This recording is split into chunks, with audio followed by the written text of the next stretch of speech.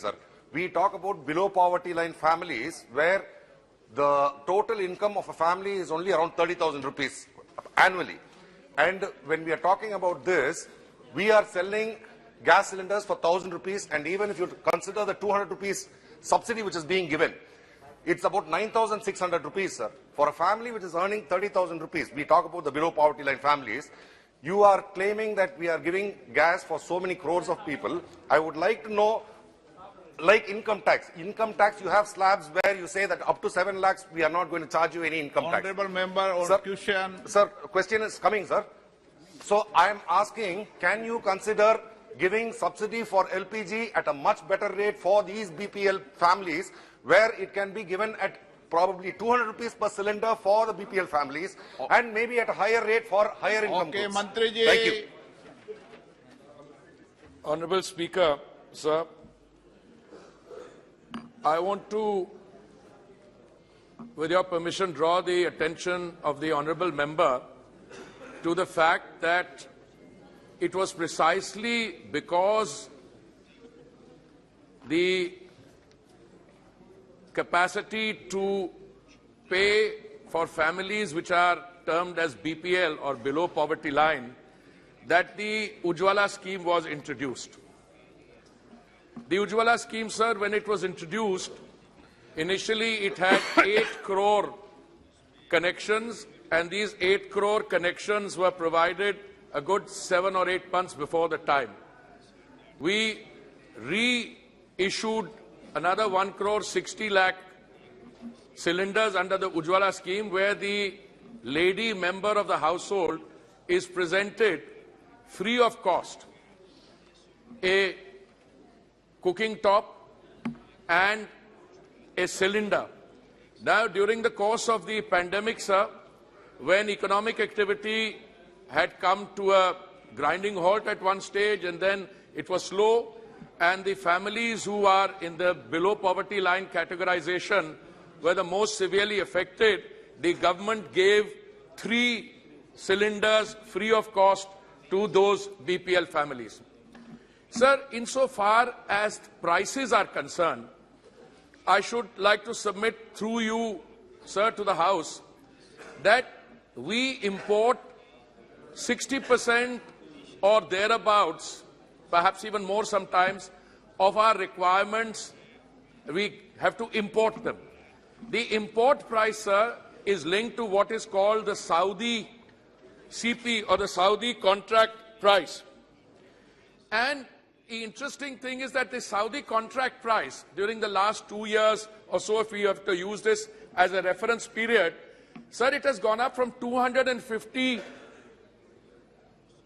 per metric tons per $250 per metric ton to something like $900 per metric ton. Today also I think it is around $751 per metric ton.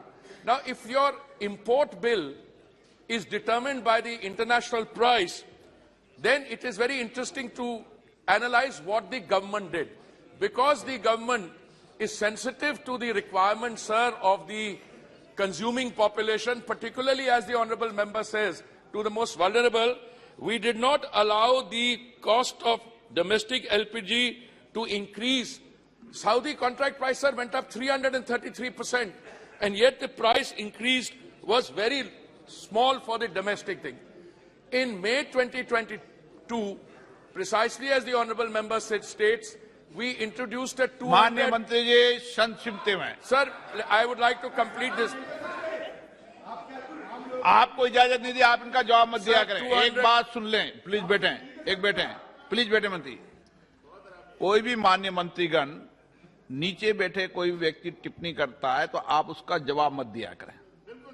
ये line आपको कही दे दिया, लेकिन आप उन पर बहस करना चाहते हैं। उनसे तो सर बहस करना, मैं कौन होता हूं, बहस से इतने विद्वान हैं, लेकिन आप चर्चा मत करो, तो मैं कौन होता हूं? मैं जिनको अलाउ करूं उनका जवाब दो आप। Sir, I want to conclude this, that at the end of the day, sir, at a time when the Honorable Prime Minister was providing 3 free meals, dry rations, to a very large segment of our population, even at that stage, we did not allow the price of domestic LPG to go up.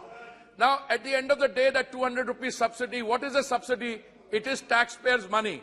And as the Honourable Member says, the ones who are most vulnerable, we are always ready.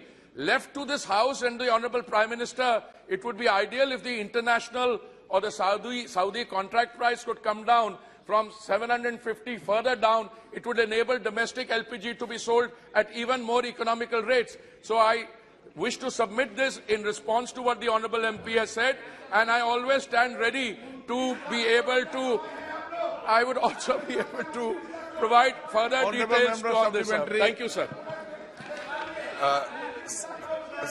Sir, I was only trying to reiterate that 33% of a family's income goes towards gas is probably not acceptable, and how it can be alleviated. My next question is, what is the status of your investment in Mozambique, sir, where there is a huge project which is taken by Total, and there are some unrests over there, and if that happens, probably gas can be made a lot more cheaper in India. So I would like to know what is the status of the project which is happening in Mozambique.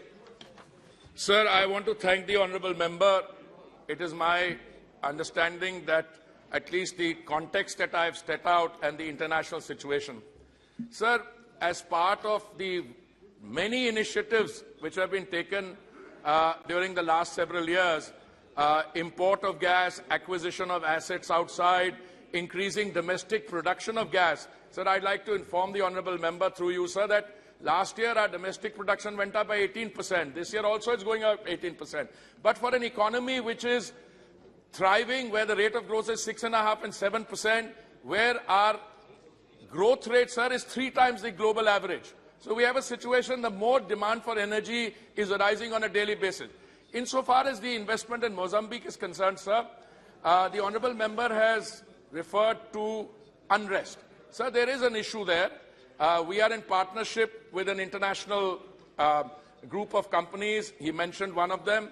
And there are local conditions which are of, I would say, I would perhaps call it unrest is too mild a term, but there are issues of dealing with a form of insurgency there. We are in touch with these people, and the project is under what is called force majeure. And the $6 billion investment by Indian companies, we are very confident that due to the negotiations we are having both with government parties and the others, people taking on responsibility, we will find a way and to navigate through this problem so that gas not only from Mozambique but from several other sources where we are getting gas from, and at the end of the day the international price is determined by a variety of factors.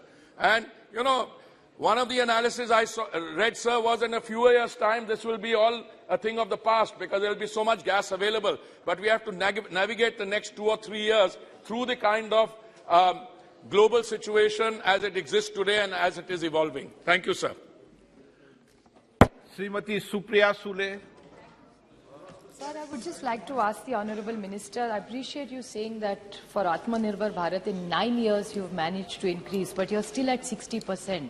So from where did you start to bring it to this 20%, which you said you increased it by 16 and 16? So the domestic, if you could clarify. And my second limit, it's a question is, in the international process, what you mentioned, we've had a slight conflict with our various relationships because of the amount of oil and gas that we're getting from Russia. So that was a big benefit, and that's what came in the media. So why is that benefit of the oil cost not given to the consumer? So if you had made that agreement with Russia, which has come in the newspapers, and we have strained our other relations worldwide, including with America. So how does this balance work, and why is the common man not getting the cylinder cheaper if you think you've done such a good intervention? Honourable Speaker, sir, I think I should start by saying that precisely because the government wants to insulate our domestic consumer from the volatility which results on account of the international prices, we took a number of steps. First of all, if you look at the scale, in 2014, sir, we had 14 crore connections, gas connections. That has risen to 31 crore or more than that. Today, Apart from the 31 crore connections, several other things have happened. Our gas pipeline, which was at something like 14,000 kilometers in 2014, we are taking it to 33,500 kilometers. That is a target. We are already at 23,500 kilometers. Our domestic production, I mentioned, has gone up 18% last year and 18% this year. But we still have to, after that increase in production, import 60%.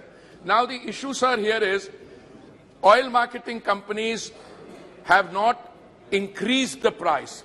They took a massive loss, huge losses on account of the fact that they were not able to pass through onto the consumer the international price at which they were importing. So they had 28,000 crores lost, for which the government compensated them for 22,000 crores. Equally, insofar as petrol and diesel prices are concerned, sir, on two occasions, thank you for giving me this opportunity. In November 21 and again मंत्री जी, in May मैंने 22, गीता विश्वनाथन का announce कर दिया, आप बैठ जाइए।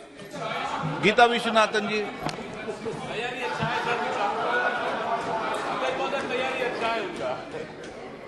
Thank you, sir. I convey my thanks to Honorable Minister for more and more connections given to under Ujjwala scheme. Sir, thank you. But I would like to know from the Honorable Minister, it is estimated that rural households with LPG connections are spending 6.7% of their income on fuel, which was 40% than the amount they were paying. Honorable Member, short mein. Shifting to LPG, thereby forcing them to make unfair choices about their basic standards of life. I would like to know from the Honorable Minister. माननीय मंत्री जी,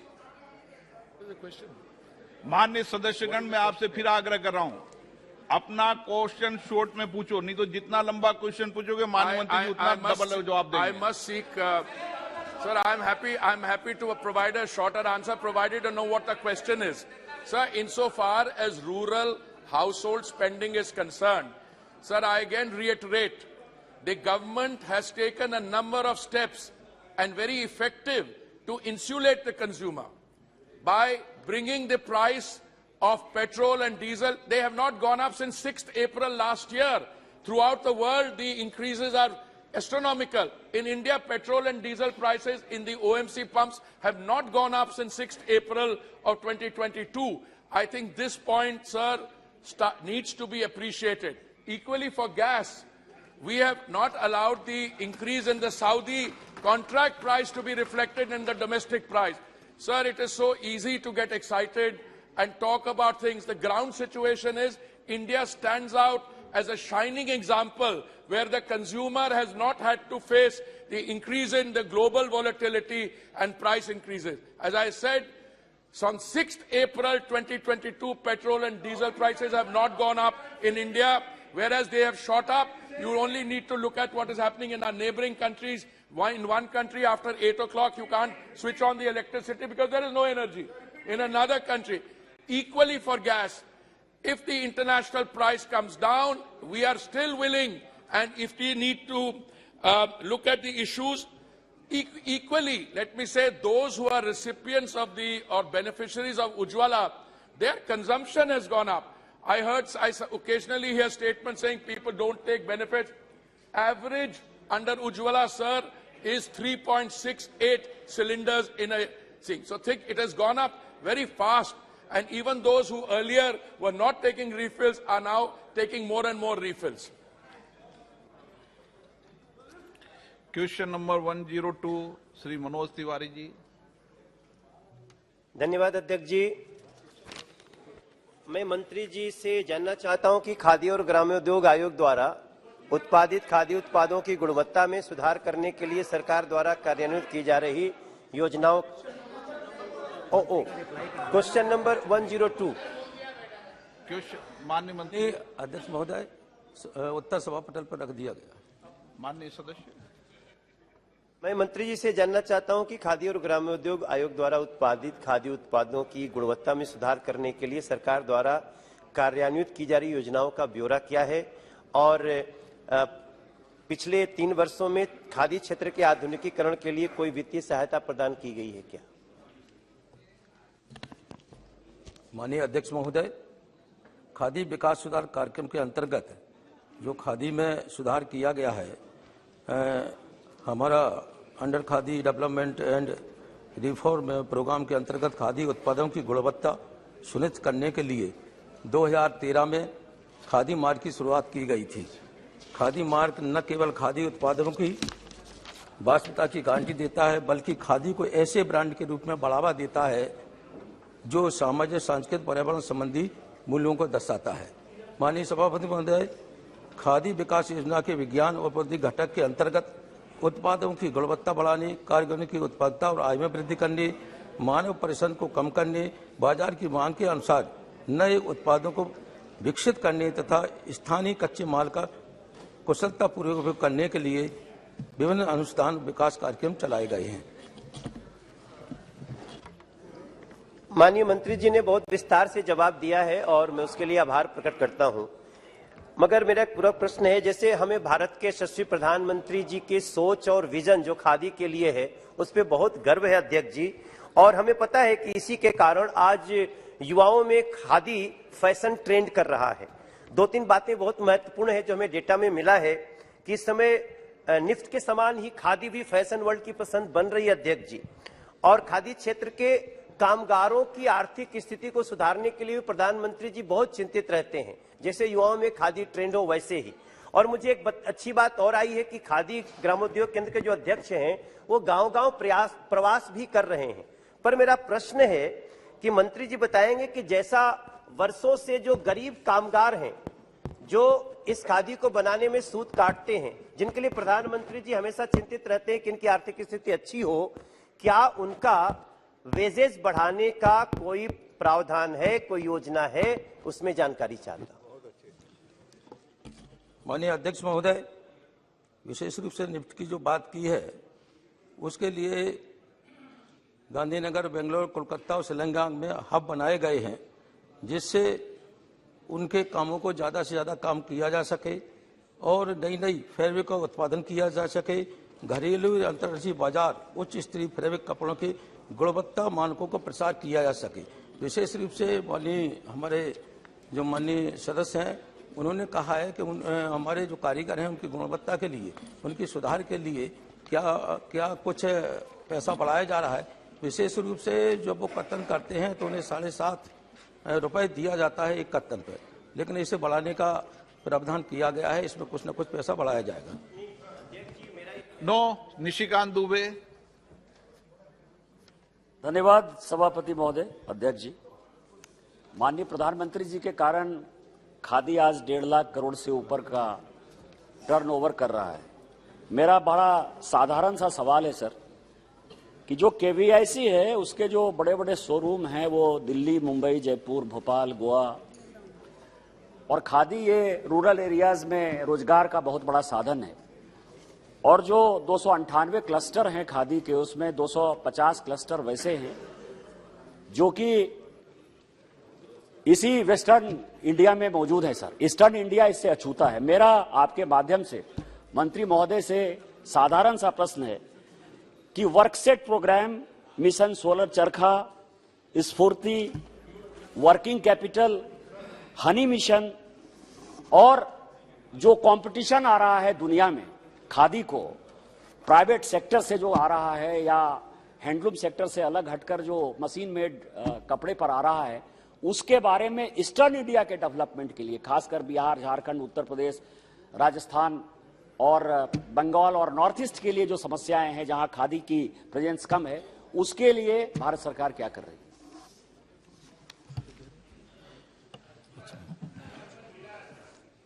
अध्यक्ष महोदय, सम्मानीय सदस्य ने जो प्रश्न पूछा है उसके बारे में मैं कहना चाहता हूं। खादी का विस्तार के बारे में माननीय पंतप्रधान जी का इस विभाग पर अच्छे तरह से ध्यान है।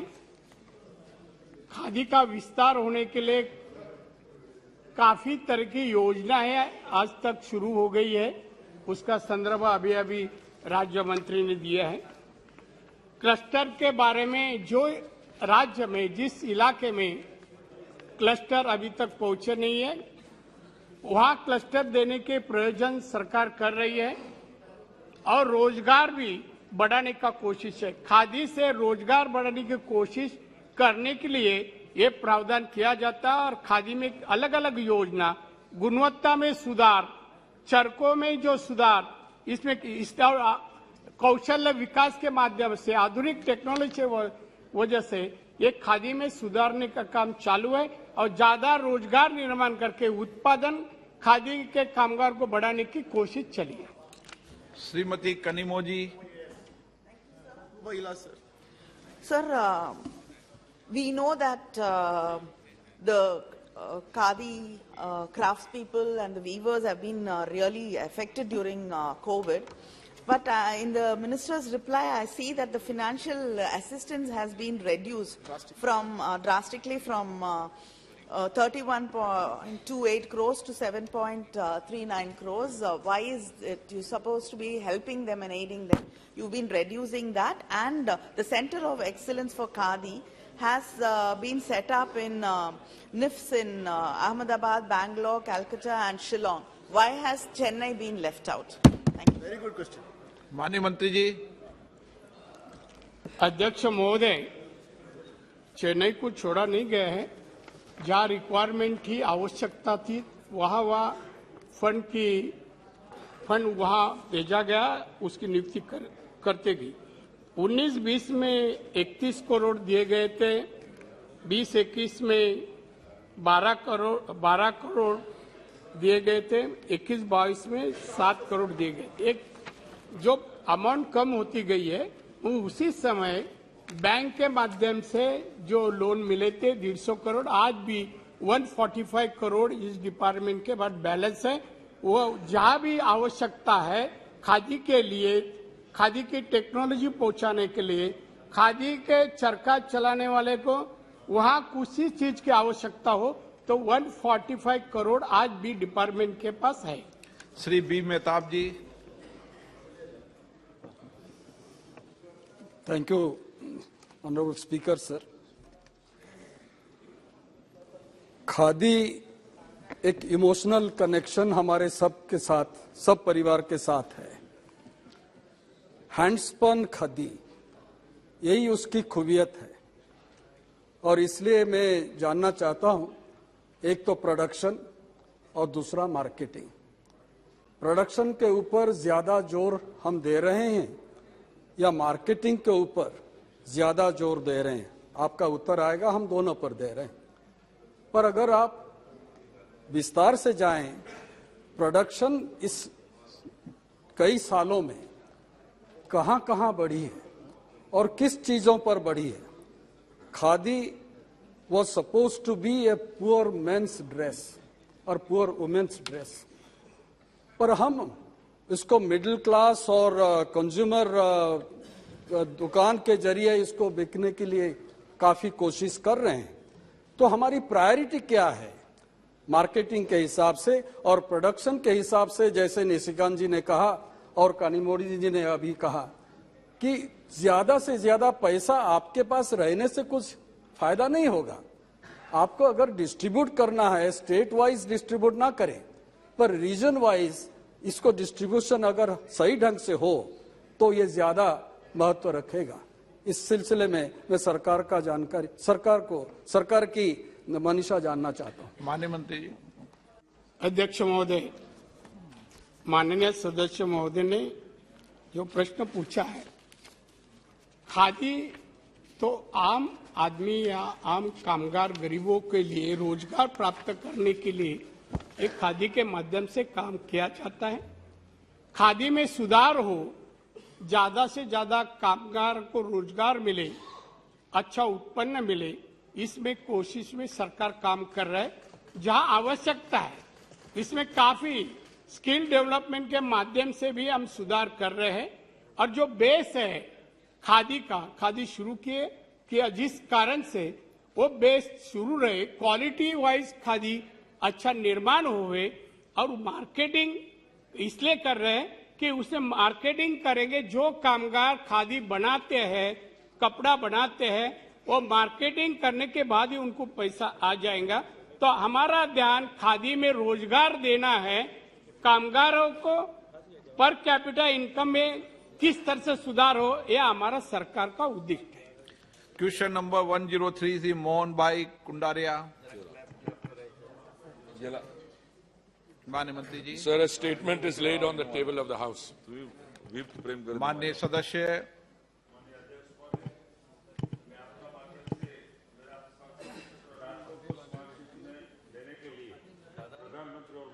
आभार व्यक्त करता हूं।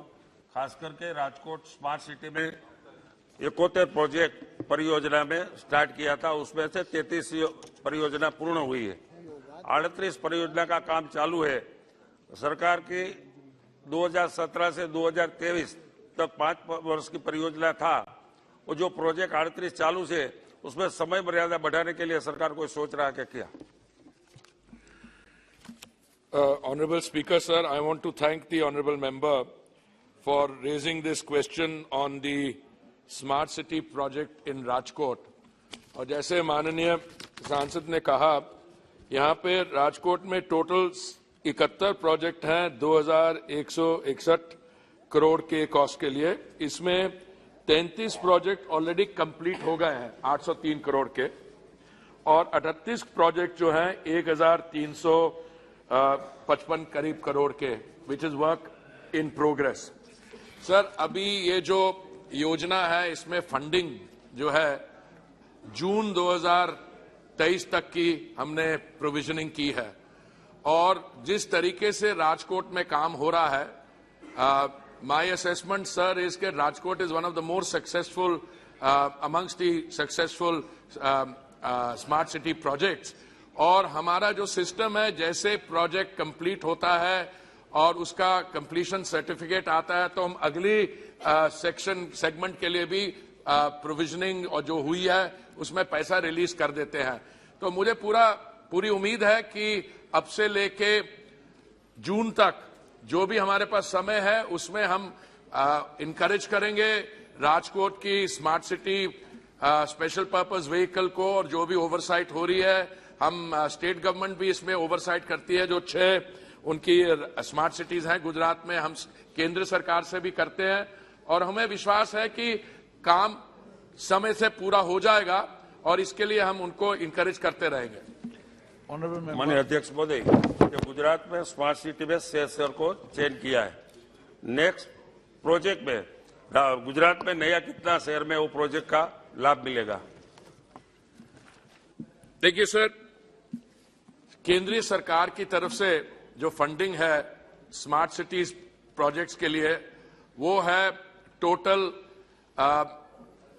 हमारी तरफ से 500 करोड़, और 500 करोड़ उसमें से राज्य सरकार की तरफ से आना है, और बाकी जो पैसा है पब्लिक प्राइवेट पार्टनरशिप के प्रोजेक्ट्स के थ्रू, और बाकी sir the central government stands ready to cooperate in for all the 100 smart cities. सब जगह integrated command and control centre बन गए हैं। अगर कुछ और भी जरूरत हो, पर अभी तक जो स्मार्ट सिटीज प्रोजेक्ट्स की फंडिंग है सर, वो अभी सिर्फ इन 100 के लिए है, और अभी अगर कुछ स्टेट गवर्नमेंट्स अपनी तरफ से कुछ सिटीज को स्मार्टिफाई करना चाहते हैं, जैसे कई सरकारों ने किया है, राज्य सरकारों ने, तो हम उसको इंकरेज करेंगे। क्वेश्चन नंबर 112 भी क्लब किया जाता है। माननीय मंत्री जी 112 क्लब कर रहे हैं, स्मार्ट सिटी का क्वेश्चन है। श्री अर्जुन मीणा जी। धन्यवाद अध्यक्ष महोदय। माननीय मंत्री जी ने नहीं, पहले क्वेश्चन नंबर 112 बोलो। Question number 112। माननीय मंत्री जी। Sir, a statement is laid on the table of the house. माननीय सदस्य। धन्यवाद अध्यक्ष महोदय। माननीय मंत्री जी ने काफी विस्तृत से देश में 100 स्मार्ट सिटी के बारे में विस्तृत से उत्तर दिया है। मैं राजस्थान के उदयपुर स्मार्ट सिटी के बारे में लगभग 127 परियोजना का कार्य पूर्ण हो चुका है, और 1371 करोड़ रुपए खर्च हो चुके हैं। 9 परियोजना का कार्य चल रहा है। मैं माननीय मंत्री जी से पूरक प्रश्न पूछना चाहता हूं, क्या मंत्री जी स्मार्ट सिटी उदयपुर में आने वाले जो आने जाने वाले लोगों के लिए जाम लगता है बार बार, उसको निजात पाने के लिए उदयपुर सिटी रेलवे स्टेशन से कोट चौराहे तक एलिवेटेड रोड बनाने की मंशा रखते हैं क्या? धन्यवाद। कोई मंत्री जी के पास कोई नक्शा थोड़ी लगा, एक एक रोड का बता देंगे भाई। आप तो जनरल क्वेश्चन पूछो ना, इस रोड से ऑनरेबल स्पीकर सर, सबसे पहले तो मैं उदयपुर की जो स्मार्ट सिटी है मैं उनको बधाई देना चाहता हूं। नेशनल रैंकिंग में आज वो 5वें स्थान पे है and it's a very successful smart city project. पर मैं with due modesty I also want to say sir that Udaipur is one of the most beautiful cities, or even before the smart city project commenced in June 2015, Udaipur already had a very heavy footfall of tourists visiting the many beautiful locations there, and I am personally I've greatly benefited from these visits. Sir, जो smart city projects में individual projects take up किए जाते हैं वो state की तरफ से आते हैं, और इस समय मैं समझता हूं कि जो उदयपुर में आप देखिए तो 127 projects work has been completed, 1372 crores, work order stage में 9 प्रोजेक्ट्स हैं, 257 crores. Since only a few months are left for the projects to be completed, मैं समझता हूं इस समय कोई नया प्रोजेक्ट उसमें इंट्रोड्यूस करने के लिए स्कोप कम है, बट राज्य सरकार के एफर्ट से, केंद्रीय सरकार से एफर्ट से, अगर जो माननीय the honourable member mention traffic congestion and he had asked for an elevated roadway, these are all projects that can be considered by the concerned agency under different provisions which are available, sir. राज्य सरकार आपसे सलाह नहीं लेती, वो तो खुद ही change कर देती है। शशि थरूर जी। Much, Mr. Speaker. Speaker, I was looking at the Minister's response, and I must say I'm concerned about the very uneven pace of implementation of the Smart Cities mission, given that there are only about 4 months left for the ultimate deadline of June 2023 for the 100 cities, sir. If I take one example, or one pair of cities that were both selected in September of 2016, you take Varanasi on the one hand, and you take Atal Nagar in Chhattisgarh. Varanasi, pretty much every program has been done, 98 out of 104 according to your website, whereas Atal Nagar, in fact, only 3.8% of the projects, that is 2 out of 53, are completed. So my question to the Honourable Minister is, first, how do you explain these discrepancies and the unevenness in the implementation of the smart city projects? Prime Minister. Secondly, how do you account for the delays? If there are some cities where there are major delays, there must be some common factors that your ministry has studied to understand why these projects are not getting complete. And finally, sir, how does Thiruvananthapuram fare in this league table of uneven implementation? Thank you, Mr. Speaker. You should be the Prime Minister. Sir, आप वरिष्ठ सदस्य, education का काम तो राज्य सरकार करेगी ना, तो सुपरविजन करेंगे। Sir, I have a very simple question. The honourable member knows, and I know the rest of us know, that when you read facts and figures and statistics, you have to be a little careful. Sometimes the time for a project under construction to be completed is very little, but till the completion certificate comes, it will be shown as work under progress.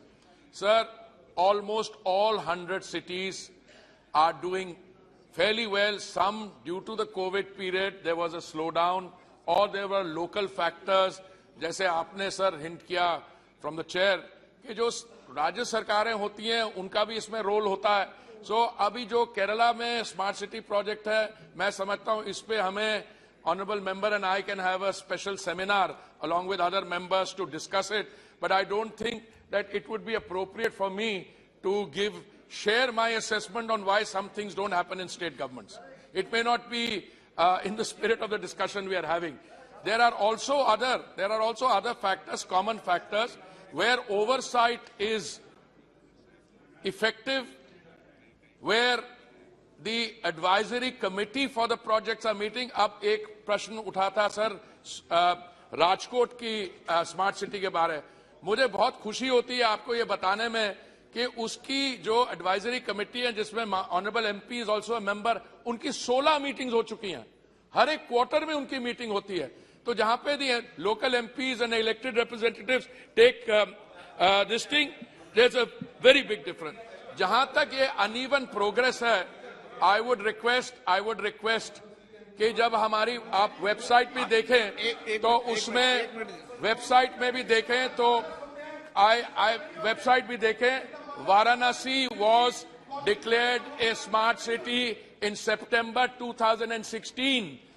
Atal Nagar came in round 3 much later. So to compare something which is in round 1 to something which is in round 3 also requires what I call, and if I may have your permission, it's what is called a statistical hop, step and jump, which I think educated members and analysts should try and avoid indulging in. Adhir Ranjan जी, मेरा सवाल दूसरे सवाल पे है। मुझे दूसरे सवाल पे पूछना है सर। पूछे ना। नहीं, वो मंत्री की नहीं। तो आप उठे क्यों थे? आपको अगर प्रश्न नहीं पूछना था तो आप उठे क्यों थे? सर इसलिए उठा था कि शशि थरूर जी जो सवाल पूछा था सर, ये डिस्क्रिपेंसी के बारे में उनका सवाल स्पष्ट था कि बेनारस वो विद्वान है, लेकिन our concerned minister is a well loquacious minister in the house. He knows how to deflect, and how to. Question number.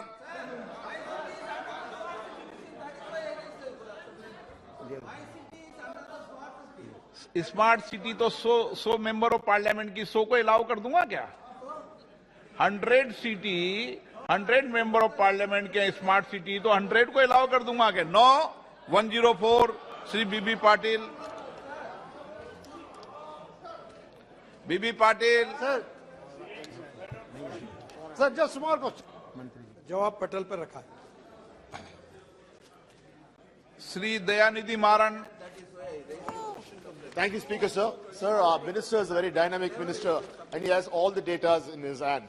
I just find fingertips. I just want to ask you, sir, you're doing this pilot project about 2 parts. The first part is this: how you ensure that when you lay these fibers, you don't expand the roads again, so that these fibers don't get affected?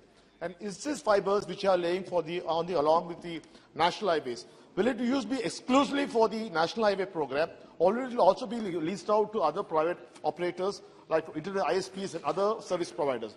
So part B, since Bengaluru has been mentioned, and we have been making a severe request for you. So recently I had an opportunity to travel to Ranipet from Chennai. The roads are pathetic.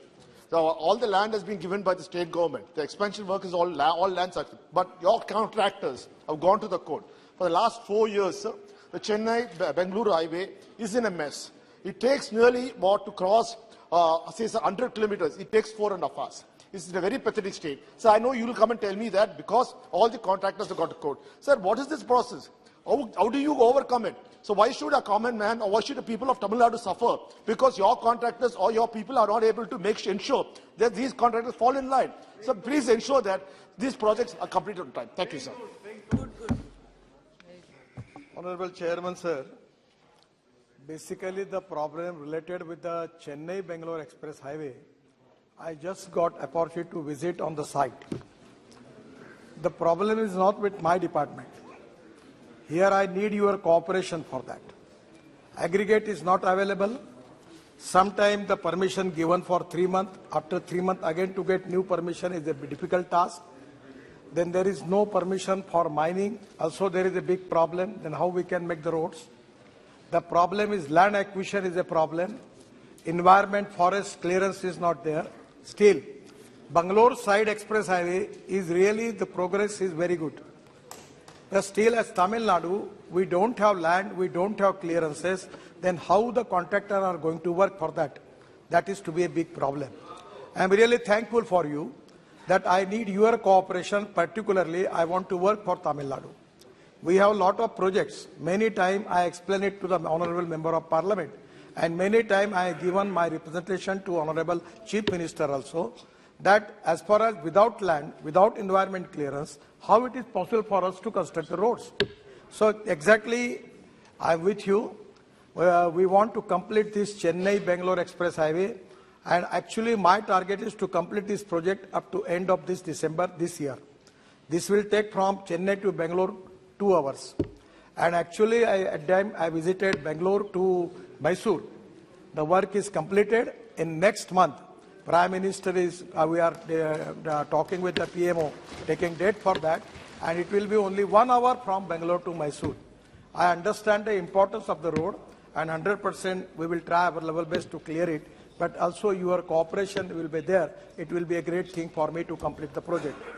Regarding this Delhi-Mumbai Express Highway, regarding this is a Greenfield Express Highway, yes, I am telling you that.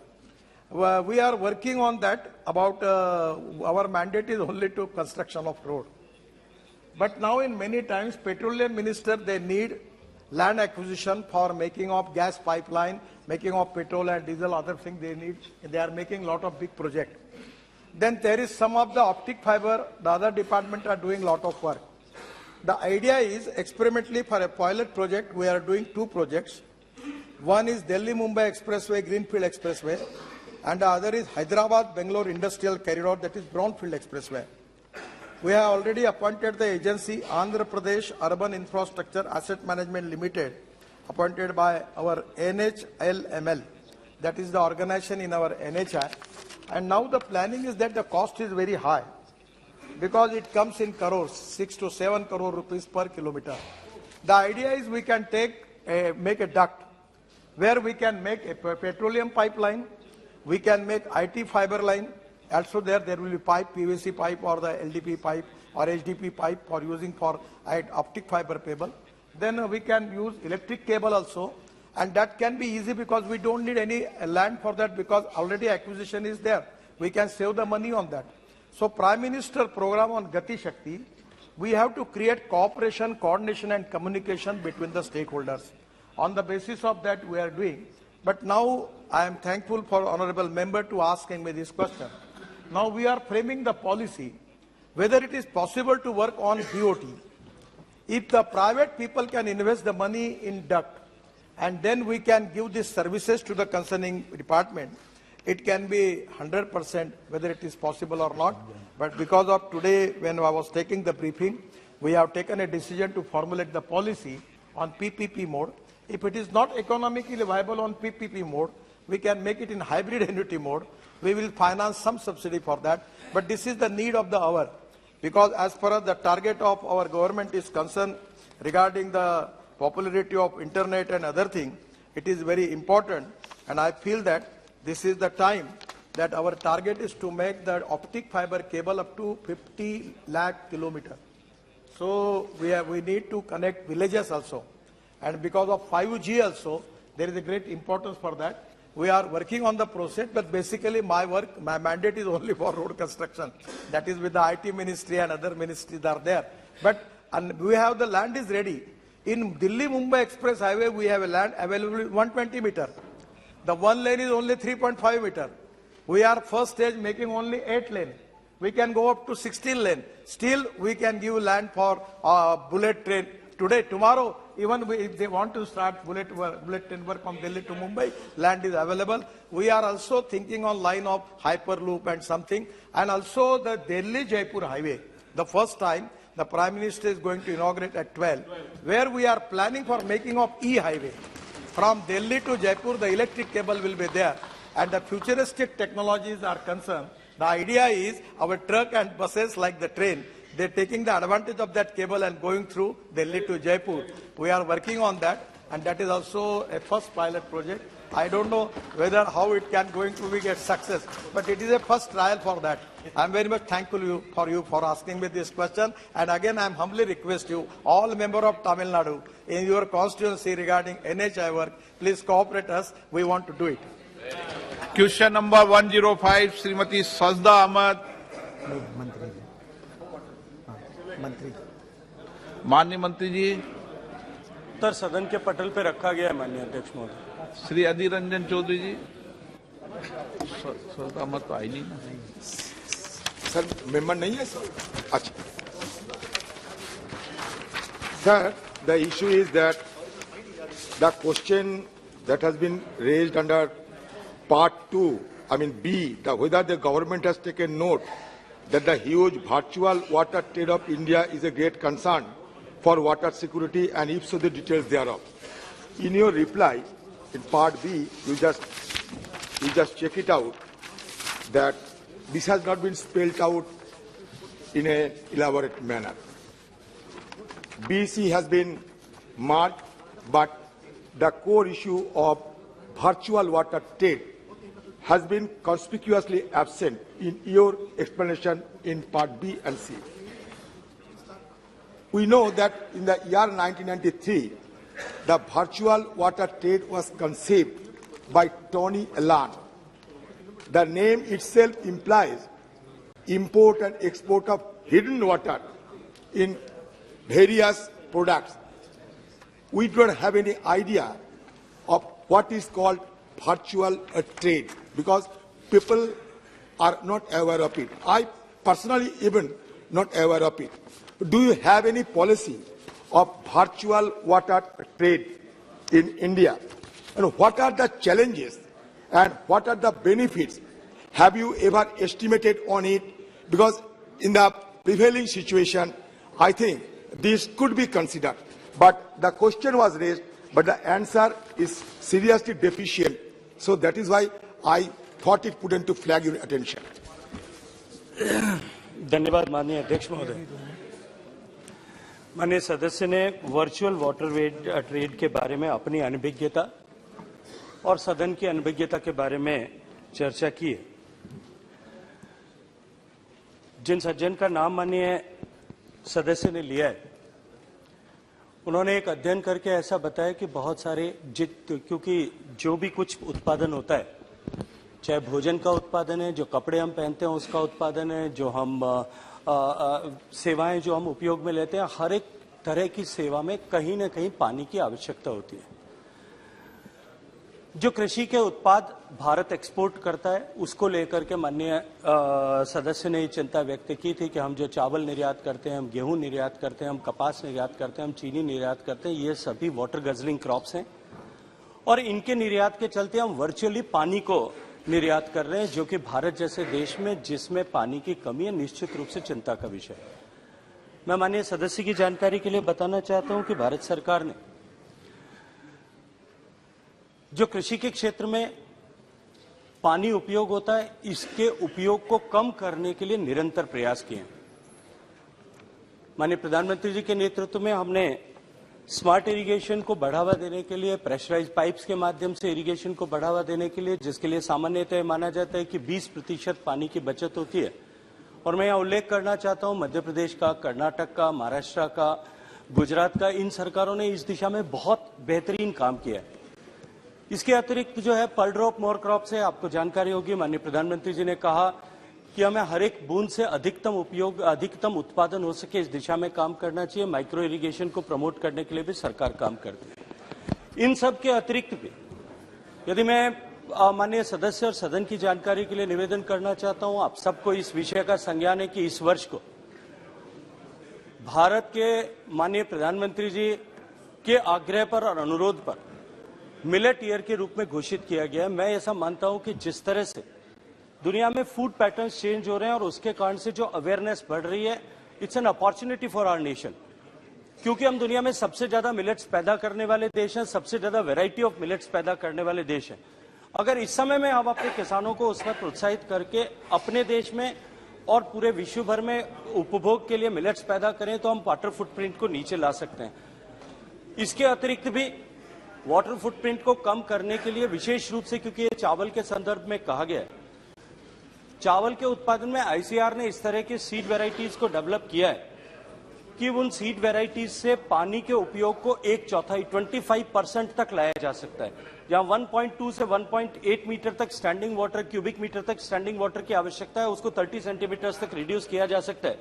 क्योंकि पानी और कृषि दोनों राज्य का विषय है, नीचे इस विषय को, इन टेक्नोलॉजीज को, वेराइटीज को प्रोपोगेट करने की जिम्मेदारी प्राथमिक रूप से राज्यों की है और बहुत सारे राज्यों ने इसमें बहुत अच्छा काम भी किया। मैं हरियाणा का यहाँ विशेष रूप से उल्लेख करना चाहता हूँ।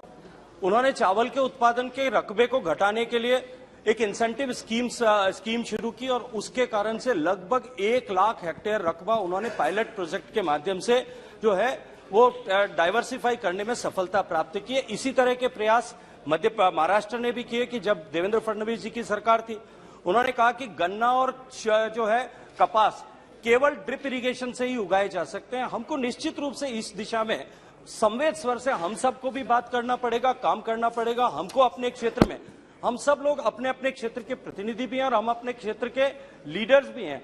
हम अपने क्षेत्र में किसानों को अधिकतम उपयोग किस तरह से, पानी के न्यूनतम उपयोग में अधिकतम खेती किस तरह से कर सकते हैं, इस पर हम सबको निश्चित रूप से काम करना पड़ेगा, तब जाकर के हम इसको वर्चुअल ट्रेड बैलेंस को कम कर पाएंगे।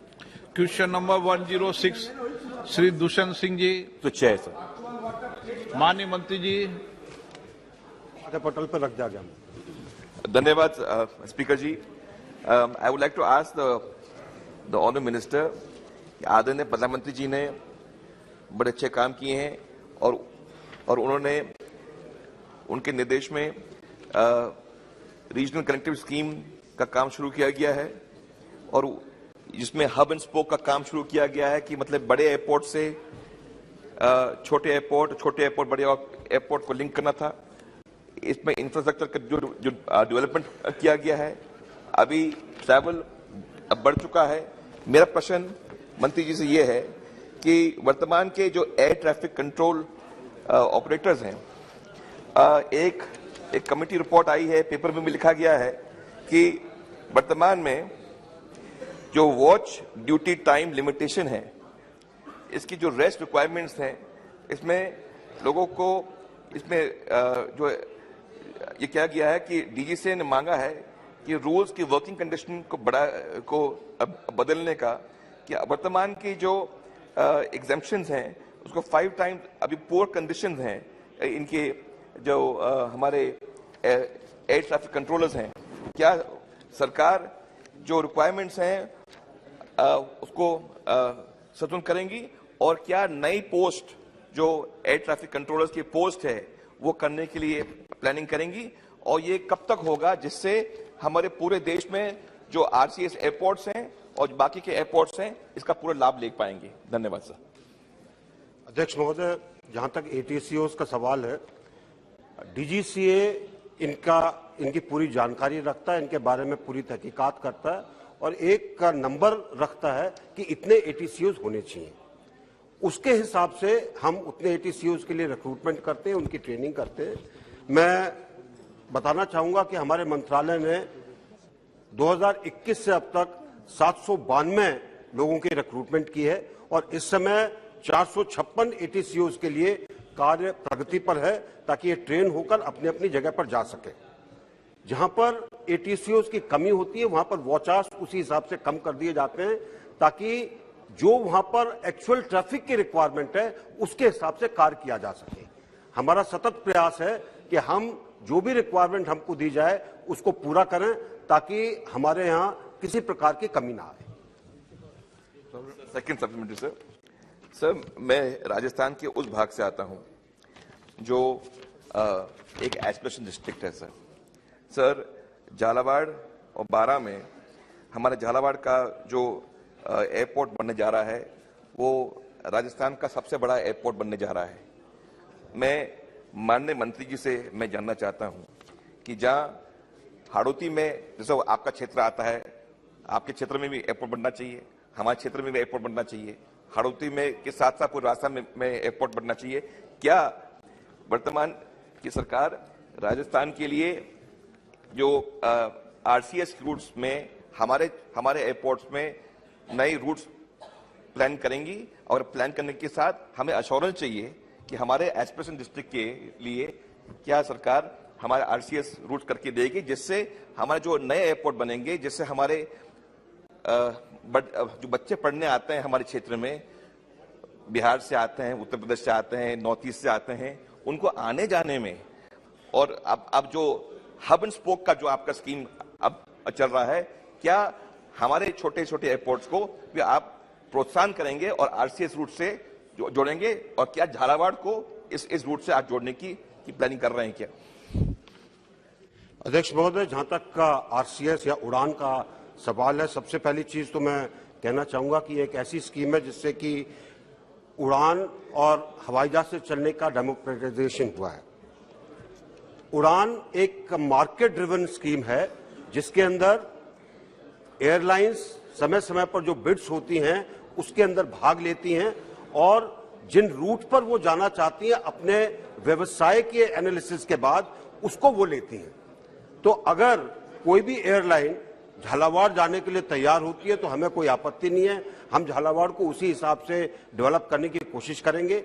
लेकिन ये एयरलाइन के ऊपर निर्भर है और इस समय जबकि सब कुछ मार्केट ड्रिवन है, सरकार सिर्फ उनको बता सकती है कि आप इसके ऊपर कार्य करिए, लेकिन उनको फोर्स नहीं कर सकती।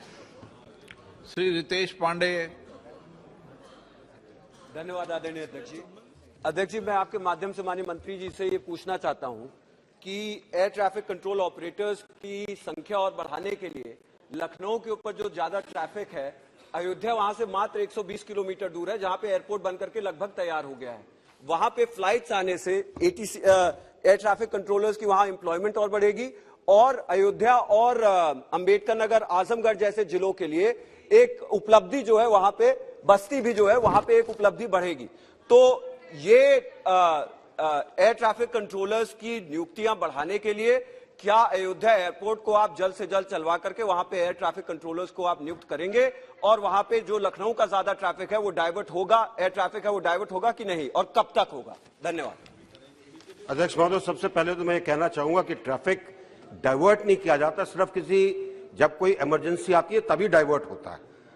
एयर ट्रैफिक अपने रूट्स के ऊपर चलता है, जहां पर हवाई जहाज ठीक से जा रहा है, हवाई अड्डा ठीक है, मौसम ठीक है, हवाई जहाज वहां पर उतरेगा। लेकिन जहां तक इस नजदीकी का सवाल है, जब भी एयरपोर्ट तैयार होगा, जब भी उसके ऊपर हवाई जहाजों का चलन होगा, एटीसीओज की जो भी रिक्वायरमेंट है उसकी पूरी की जाएगी। Question number 107 Shri Balashowry Vallabhaneni. 107 माननीय मंत्री जी।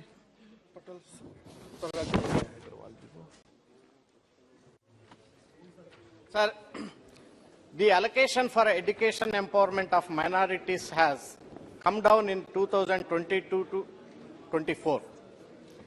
It came down from rupees 2,515 crores in a budget estimate of 2022-23 to rupees 1,689 crores in 2023-24. It means you are spending less money for education empowerment of minorities in 2023-24. Is it true? What is the reason for behind to reduce this much of amount? माननीय अध्यक्ष महोदय, सरकार ने कौशल विकास और उद्यमिता मंत्रालय, सामाजिक न्याय और अधिकारिता मंत्रालय एवं वस्त्र मंत्रालय, संस्कृति मंत्रालय, महिला एवं बाल विकास मंत्रालय और ग्रामीण विकास मंत्रालय की विभिन्न योजना के माध्यम से अल्पसंख्यक, विशेष रूप से आर्थिक रूप से कमजोर और सामाजिक के रूप क्रम विशेष अधिकारी प्राप्त वर्ग सहित हर वर्ग के कल्याण और उत्थान के लिए विभिन्न योजना को लागू किया। अल्पसंख्यक कार्यालय मंत्रालय केंद्रीय रूप से अधिसूचित 6 अल्पसंख्यक समुदाय के लिए सामाजिक, आर्थिक और शैक्षणिक सशक्तिकरण के लिए विशेष रूप से देश भर में विभिन्न योजनाओं को लागू करता है। पिछले 5 वर्ष के दौरान मंत्रालय द्वारा कार्यान्वित शिक्षण सशक्तिकरण योजना, मैट्रिक पूर्व छात्रवृत्ति योजना, मैट्रिक उत्तरोत्तर छात्रवृत्ति योजना, मैट्रिक संसाधन अतिरिक्त योजना, रोजगार का आर्थिक सशक्तिकरण योजना, प्रधानमंत्री पीएम आवास योजना, जैसे हम लोग अल्पसंख्यक को ऋण प्रदान करने हेतु राष्ट्रीय अल्पसंख्यक विकास एवं वित्त निगम NFDFC को नियुक्ति करते हैं। विशेष योजना जियो फारसी, भारत में फारसियों का आबादी में हो रही गिरावट को रोकने के हेतु योजना, कौमी वक्फ बोर्ड योजना। प्रश्नकाल समाप्त। मान्य, अब जवाब तो 1 घंटा बोलते 1 घंटा चलाता है क्या? मान्य सदस्यगण, मुझे कुछ विषयों पर स्थगन प्रस्ताव की सूचना प्राप्त हुई है। मैंने किसी भी स्थगन प्रस्ताव की सूचना अनुमति प्रदान नहीं की।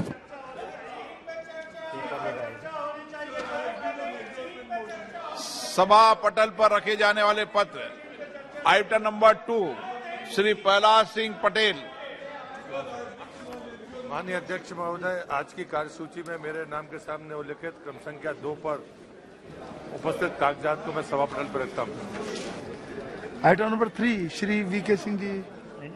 महोदय, आपकी अनुमति से मैं संशोधित कार्यसूची के क्रम संख्या 3 पर मेरे नाम के सामने उल्लिखित पत्रों को सदन के पटल पर रखता हूँ।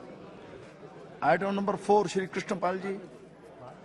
आदरणीय सभापति महोदय, मैं आपकी अनुमति से आज की संशोधित कार्यसूची में क्रम संख्या 4 पर मेरे नाम के सामने उल्लिखित दस्तावेज सदन के पटल पर रखता हूं। आइटम नंबर 5 श्री भानु प्रताप सिंह वर्मा जी। माननीय सभापति महोदय, आपकी अनुमति से आज की संशोधित कार्यसूची में क्रम संख्या 5 पर मेरे नाम के आगे उल्लिखित कागजात को सदन के पटल पर रखता हूं। आइटम नंबर 6 श्री अर्जुन मेघवाल जी। धन्यवाद चेयरमैन सर। मैं मेरे साथी श्री रामेश्वर तेली जी के नाम के आगे जो अंकित दस्तावेज है, जो आज की संशोधित कार्यसूची के क्रम संख्या 6 पर अंकित है, उनको आपकी अनुमति से सदन के पटल पर रखता हूं। धन्यवाद। आइटम नंबर 7 श्री कौशल किशोर जी। महोदय जी, आपकी अनुमति से मैं आज की पुनरीक्षित कार्यसूची में क्रम संख्या 7 पर मेरे नाम के समस्त सूचीबद्ध कागजातों की एक प्रत हिंदी व अंग्रेजी में सभा पटल पर रखता हूं। आइटम नंबर 8 श्री भगवंत खुबा जी। धन्यवाद महोदय, मैं आपके अनुमति से आज की संशोधित कार्यसूची के क्रमांक संख्या 8 पर मेरे नाम के समक्ष उल्लेखित कागजात सदन के पटल पर रखता हूं। आइटम नंबर 9 श्री प्रहलाद सिंह पटेल जी। माननीय सभापति महोदय, मेरे साथी श्री विश्वेश्वर टुडरी के नाम के आगे उल्लिखित दस्तावेज जो क्रम संख्या 9 पर है, मैं सभा पटल पर रखता हूं। आइटम नंबर 10 श्री अर्जुन राम मेघवाल जी। धन्यवाद चेयरमैन सर। मैं आपकी अनुमति से मेरे सहयोगी साथी श्री शांतनु ठाकुर के नाम के आगे जो अंकित दस्तावेज है, जो क्रम संख्या 10 पर अंकित है, उनको सदन के पटल पर रखता हूं। Item number 11 Shri Nihal Chand ji. धन्यवाद सभापति जी। मैं आज की संशोधित कार्यसूची में स्वास्थ्य एवं परिवार कल्याण को अपने नाम के आगे सुमुख एवं सूचीबद्ध प्राकलन समिति के प्रतिवेदन संख्या 21 और 22 हिंदी और अंग्रेजी के संस्करण को मैं प्रस्तुत करता हूं।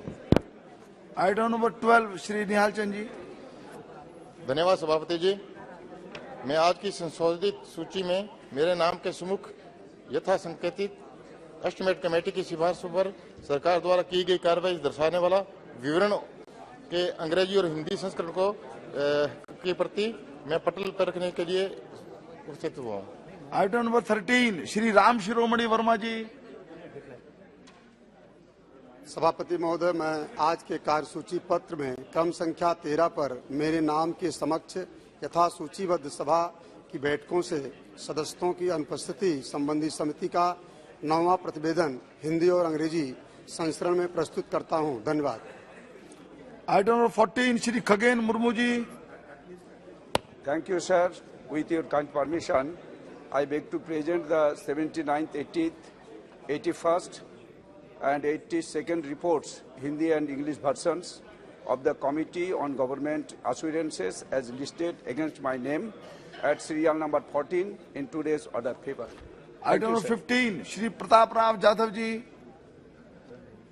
जी Sir, I wish to present the 37, 38, 39, 40th, 41st and 42nd report, Hindi and English version of the Standing Committee of Communication Information Technology as listed by my name.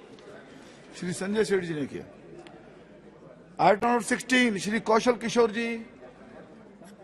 सभापति महोदय जी, मैं श्री ब्रिजेंद्र सिंह संसद सदस्य द्वारा अमृत योजना के अंतर्गत लक्ष्य के संबंध में पूछे गए तारांकित प्रश्न संख्या 5 के दिनांक 2/2/2023 को दिए गए उत्तर में शुद्धि करने के बारे में अपना वक्तव्य अंग्रेजी तथा हिंदी में सभा पटल पर रखता हूं।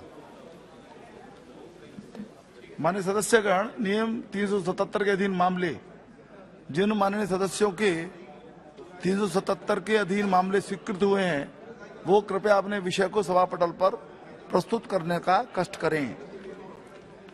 आइटम नंबर 18, केंद्रीय बजट पर चर्चा। Shri मर्गनी Bharat ji.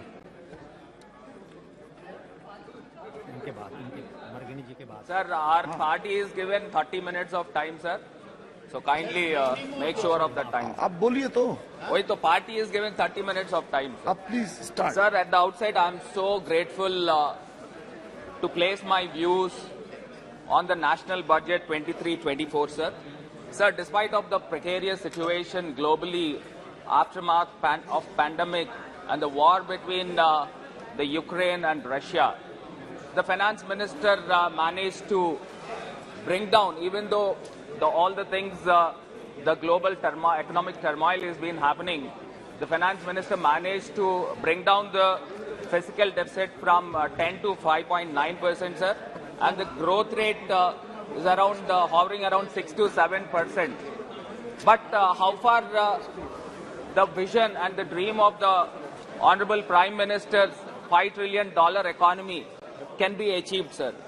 Sir, of course, we do understand. माननीय सदस्यगण, कृपया बातचीत बंद करें। No murmuring, please. Please. Sir, we do understand that the Honorable Finance Minister made her budget very balancing, sir. Sir, the 10 lakh crores of capital expenditure, which is coming around 3.3% of GDP.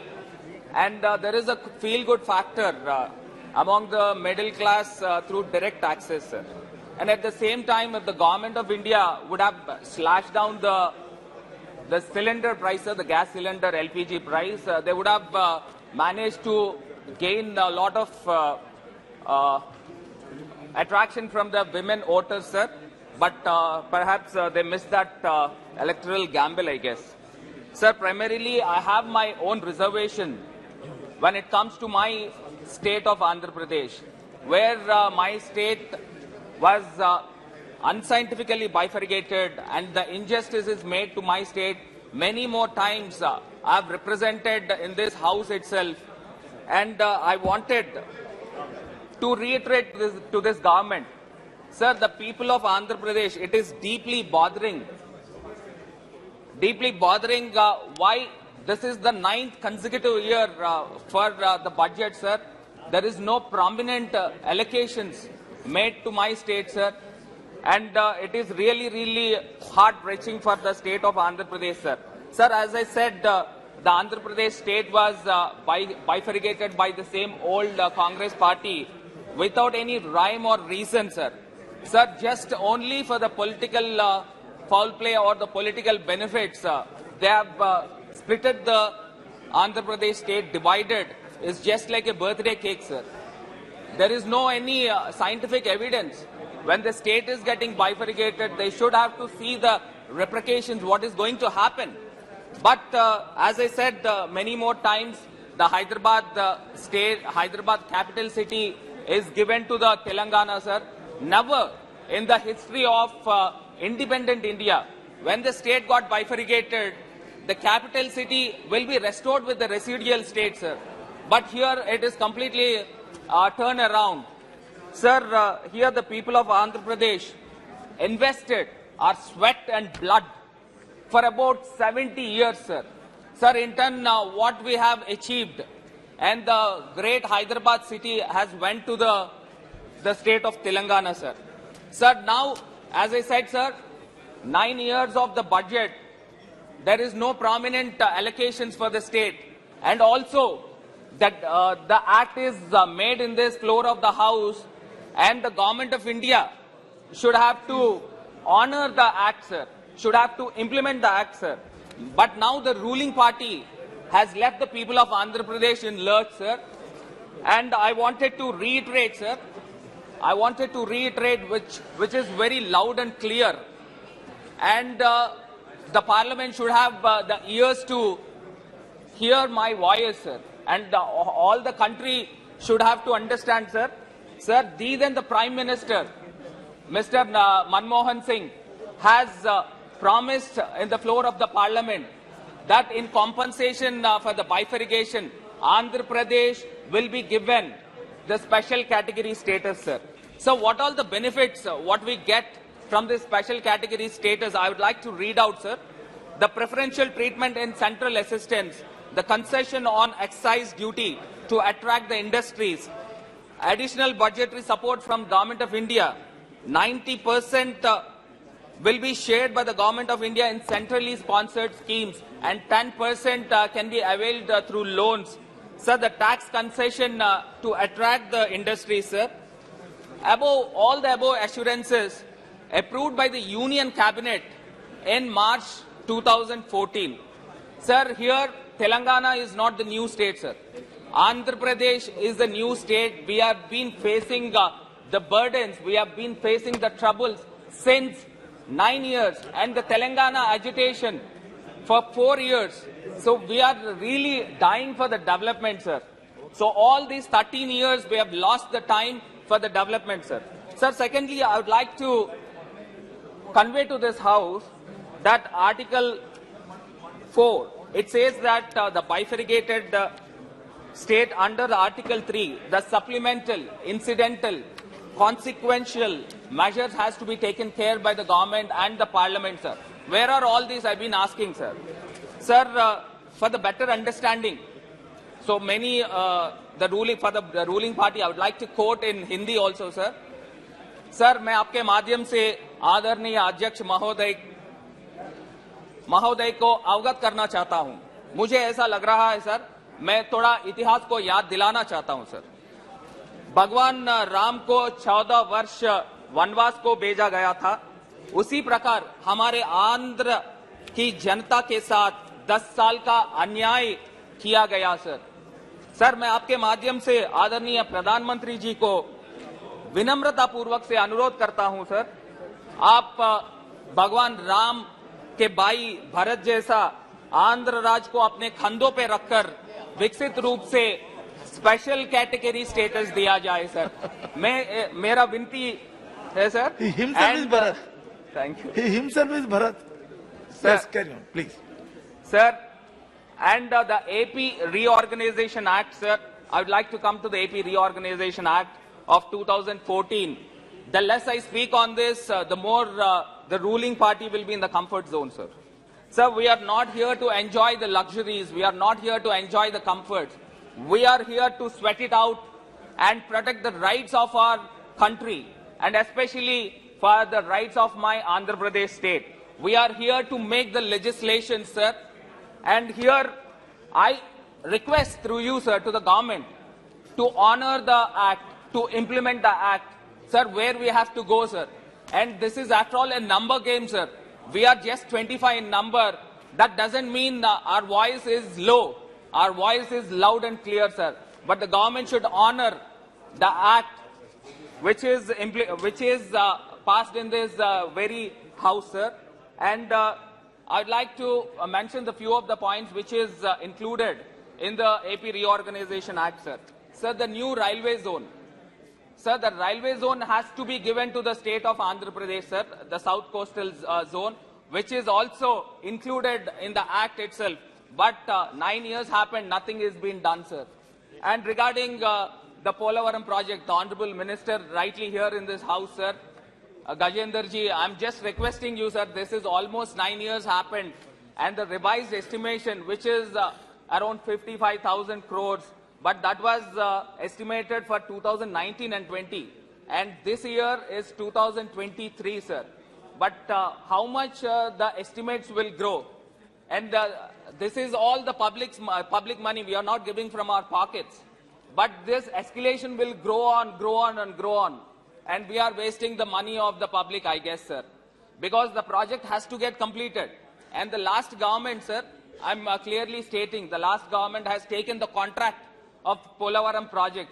And what they have did for the Polavaram project, 9 years happened. There was then lapses in the technicality. That diaphragm wall was breached. And up till now, that particular thing is not being addressed. The investigation is going on and some technicalities is coming into the picture, but nothing has been happening since 1 year, sir. The project has been stalled since 1 year, sir. Kindly, I request the Honorable Minister to make the cognizance of this particular issue, sir. And regarding the major port, sir, I've been talking about the major port, about Dugiraju Patnam port, sir, which is included in the Act. It is clearly stating that in the year 2018, the first phase of the port works has to be completed. But nothing has been started up till now. Why is this stepmotherly treatment to Andhra Pradesh, sir?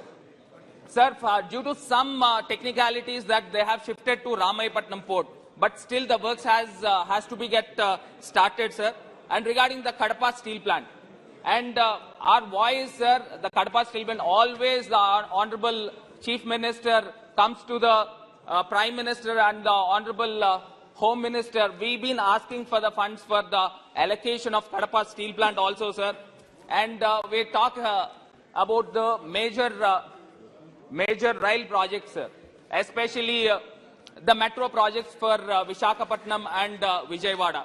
So what happened to all these projects, sir? How can we compete with Bombay? How can we compete with Bangalore, Hyderabad and Chennai, sir? Sir, we are having the biggest cities is like Visakhapatnam and Vijayawada, sir. And of course, my constituency, Rajahmundry also. So I request through you to the Honorable Minister and the government to sanction the railway project, the metro railway projects to Andhra Pradesh, sir. Sir, coming to the Greenfield crude oil refinery and petrochemical complex, this is also mandated to establish in Andhra Pradesh, sir. Sir, as we all know, perhaps the country must be knowing about the KG Basin.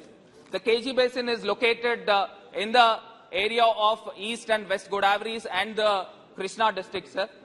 Sir, you are taking out the oil and diverting to the Gujarat or any other places. So why can't we have the petrochemical complexes in the state of Andhra Pradesh? And how much the cost effective is been happening to the country? But the government of India, for erecting these petrochemical complexes, the government of India is asking for the viability gap funding, which was not mandated in the Act, sir. Sir, I would like to reiterate to this House, why not the petrochemical factories, complexes are there at Daheja in Gujarat and Pardeep in Odisha. Did you ask for this viability gap fund in that particular area, sir? Perhaps I don't think you have asked for the viability gap funding. Therefore, I request the Honorable Finance Minister to allocate funds for these petrochemical complexes, sir. Sir, coming to the national picture as a whole, I appreciate the Honorable Finance Minister for delivering expansive budget amid the global economic turmoil, sir. It is good that she has opened the strings and pleased the taxpayers, especially in the view of the upcoming 9-state elections, sir. However, financing the fiscal deficit is challenging, sir. Sir, look at the receipts and the expenditure. So where the government of India could manage to get 17.5 lakh crores, sir. It is a fiscal deficit, sir. It is very challenging.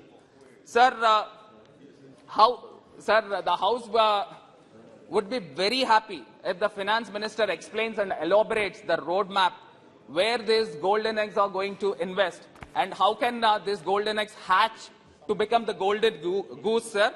Sir, my suggestions here to the government is, primarily, apparently, we need to understand our strengths, sir. Sir, our Honorable Prime Minister always says, buy local, Atmanirbhar Bharat. Sir, we all know that the government, how come the public uses this nationalism? So we are talking about the Atmanirbhar Bharat, sir. But the government should show the sources to portray this nationalism, sir. Sir, in this context, I would like to give a suggestion. This is open the local marts for the groceries, for everything, sir. Open the local marts, name it as a Bharat Mart or whatever it is. But this local marts has to open across the country in small villages also, from the length and breadth of the country, sir. And the only products which is available in that local mart should be made in India. And the local promotion should be happened, sir. In turn, the government should encourage with incentives. The government should encourage with the tax benefits, sir. So definitely, I think this model will completely achieve the dream of the Prime Minister, sir. And coming to the imports, sir, as we all know that imports, the crude oil is the maximum imports what we've been importing to our country, sir.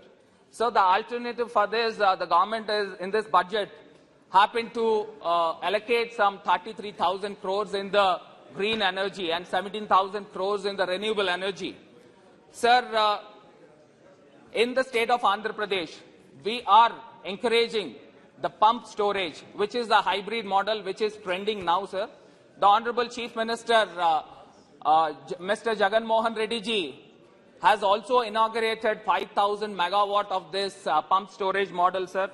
So perhaps the country should think on this grounds and to extend across the country, so that at least by this year, if we can curtail to 20% of the crude oil imports, that will be a very good move, sir.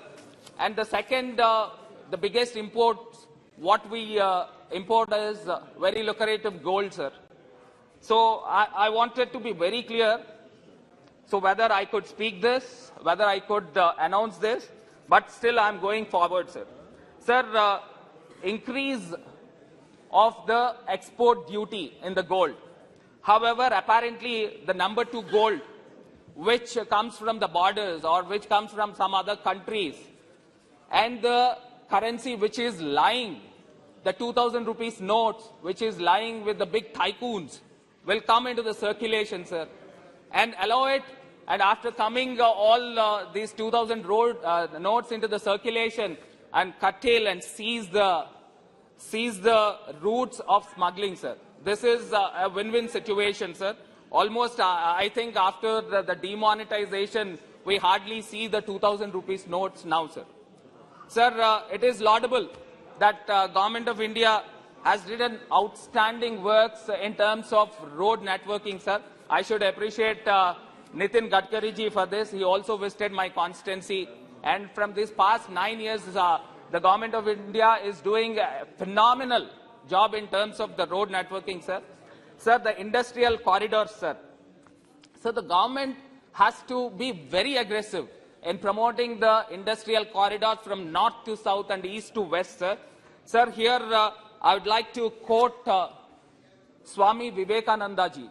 As rightly said, sir, youth is the foundation of the country. And they are the great asset to any nation, sir. They are full of energy, enthusiasm, and innovative ideas, sir. Sir, he called channelizing the energy into the right direction. They can drive the country on the path of progress. Sir, the youth in the country is the great asset for India, sir. Almost 50% of the population is youth, sir. Sir, likewise, in this house also, we are not less than 70 to 80 members of youth parliamentarians, sir.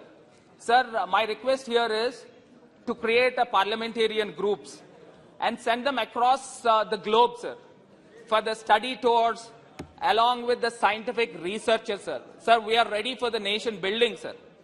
Sir, I would like to mention Taiwan is very famous in manufacturing semiconductors. It almost produces 50% of the global demand. Why not India, sir? Why not India? And I'd like to quote the Singapore, sir. Singapore is famous in electronics, logistics, transportation, and even biomedicines. Why not India, sir? Sir, the floriculture, agriculture, and the horticulture. So why can't the government will come up with the latest technology, sir? And when it comes to the floriculture, Amsterdam and Vietnam and Thailand is doing very well in terms of the agriculture and the horticulture, sir. The electronics in Japan. And why not all this in India? So we are not short of any competence, sir. We can move the world. But at the same time, constructing this industrial corridor, creating SEZs, creating MSMEs, creating small-scale industries. It will create, it will generate, it will accelerate the flow of money, sir. Sir, one thing everybody should remind, that our strength, we need to identify what are our strengths. We have a vast coastline. It is almost thousands of kilometers, sir. Sir, the marine products, the exports are really, really high, sir. So why can't the government concentrate? Of course, the government has allocated 6,000 and odd crores in PM Matsya Sampada, but still it is not enough. Sir, even Vietnam, even the Singapore and the nearby country, Bangladesh, is doing very well in terms of aquaculture, sir. We need to promote more, sir. In my state of Andhra Pradesh, under my leader, pragmatic leader, Y.S. Jagan Mohan Reddy ji, we are constructing 9 fishing harbors without the support of Government of India. So kindly consider this suggestion also, sir.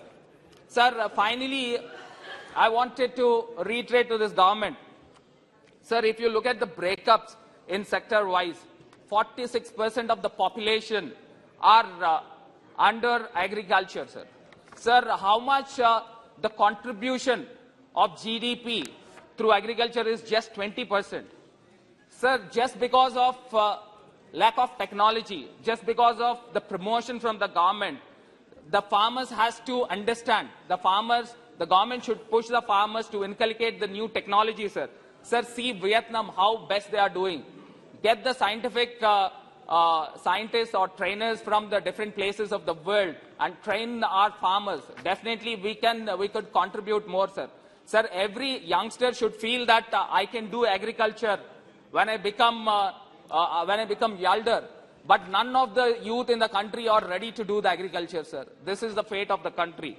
And the second thing is 32% of population dependent on service sector, sir, and contributing phenomenal and extraordinary.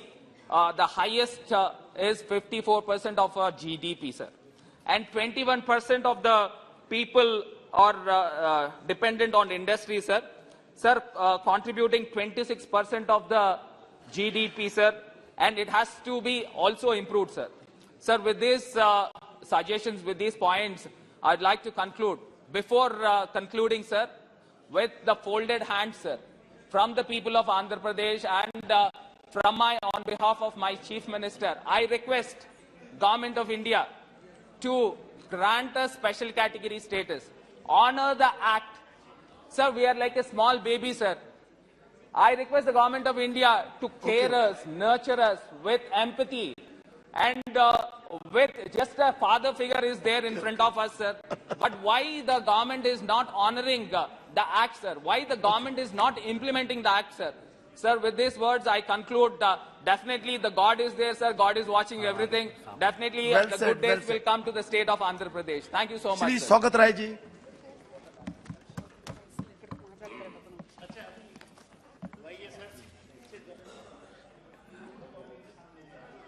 Sougat Rai ji, अच्छा नहीं बोलना चाहते क्या?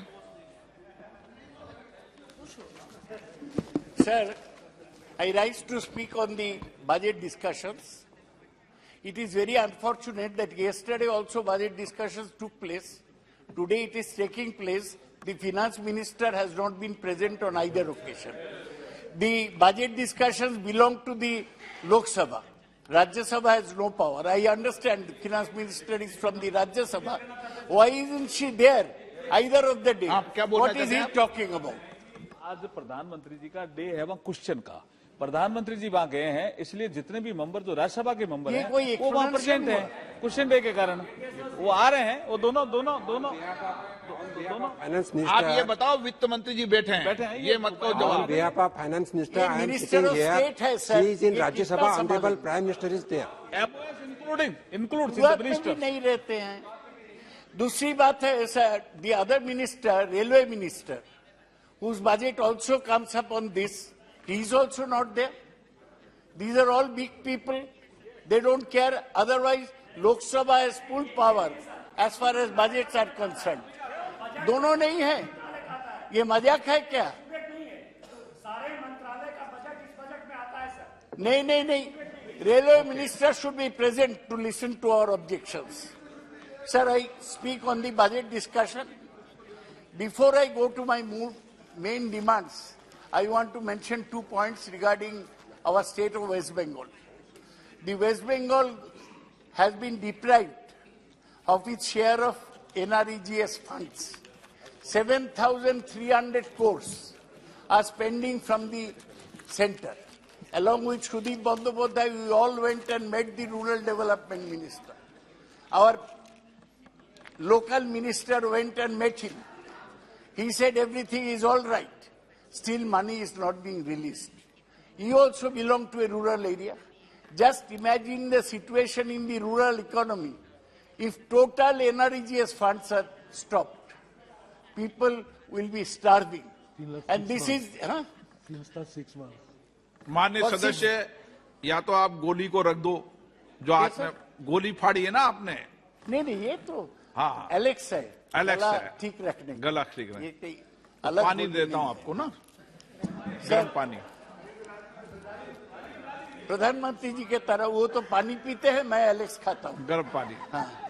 ऐसे गैलेक्स खाना, गोली खाना सदन में अलाउ नहीं है। सर मैं this is for the health, sir. For health. Now, I demand that the money for NREGS for West Bengal should be released immediately. And the government should give up its cruel attitude. Number 2, I have to speak something about railways. The finance minister made a big hue and cry that he has given 11,000 crores to West Bengal for unfinished projects. But nothing is finishing. He will earn name as a railway minister who's very smart. He is starting Vande Bharat trains so that PM can go and inaugurate. These have no long-term benefits. And in West Calcutta metro system, he is inaugurating truncated lines. That is, there is a line from Behala to Bibadibag. He goes 1/3 and inaugurates up to Joka to Taratala. So I demand that whatever railway projects he is doing, let him complete them instead of inaugurating truncated lines. Sir, I wanted to speak on the budget. Nirmala Sitharaman herself called her budget beautifully balanced. I have never heard a finance minister praise her own budget. She is saying India said to be $5 trillion economy, budget beautifully balanced. I'll talk about the balance later. But it's unfortunate that the finance minister budget speech does not mention the words unemployment, poverty, inequality, inflation, or equity anywhere in the speech.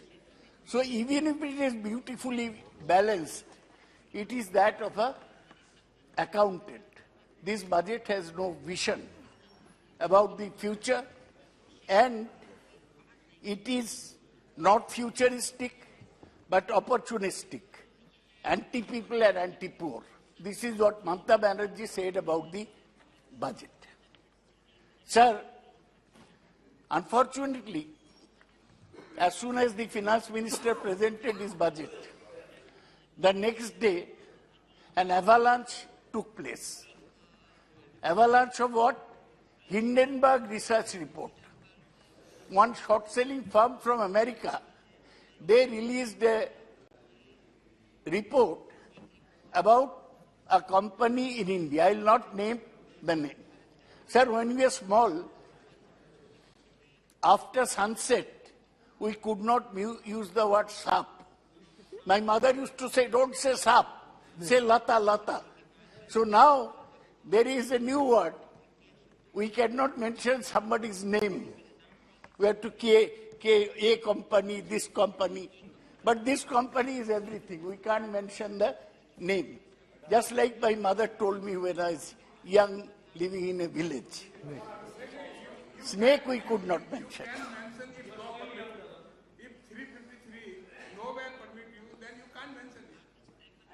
You have become the new spokesman for the ruling party to prevent the opposition protest. You have become the new spokesman after being dropped from the ministry.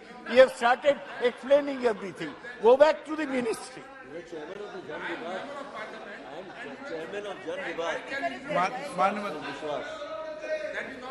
अरे आप इधर बात the new way. आप बात है ना माननीय सदस्य इधर करा करो कोई नियम हो तो इधर बताओ उनको क्यों नियम बता रहे हो भाई Some professional hecklers have sprung up. Their job is to disturb the opposition whenever they speak. I cannot take concern about them. Now, sir, I'll be very brief on this matter. I have other things to speak about. The Hindenburg research report said that a certain company did round-tripping of its finances, and they bought up assets in India after round-tripping them from abroad. After that, an avalanche. You know, in the snowy areas, the ice comes down. The ice came down on this company's shares. In 3 days, it lost 10 lakh crores of rupees. Now, if ये कौन सी company आप लोग बताओ इसका नाम तो नहीं किया जाए साफ है तो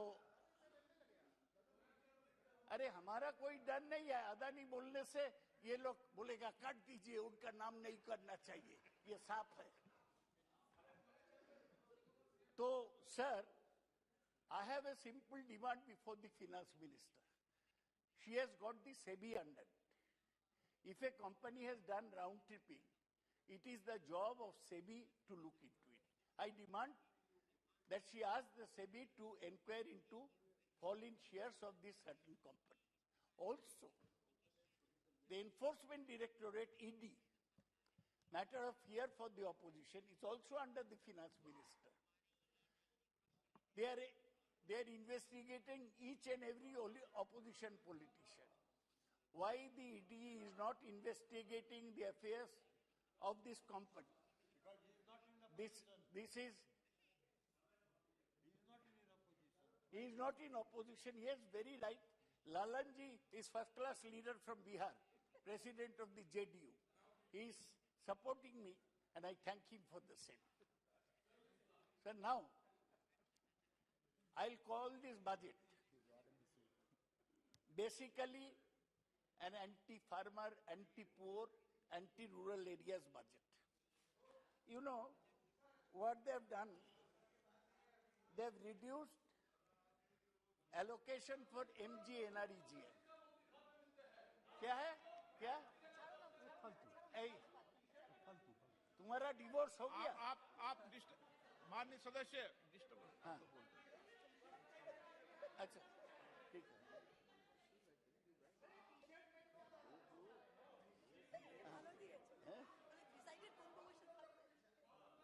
Sir, there has been reduction in the allocation of MG NREGA and cut in food, fertilizer and petroleum subsidies.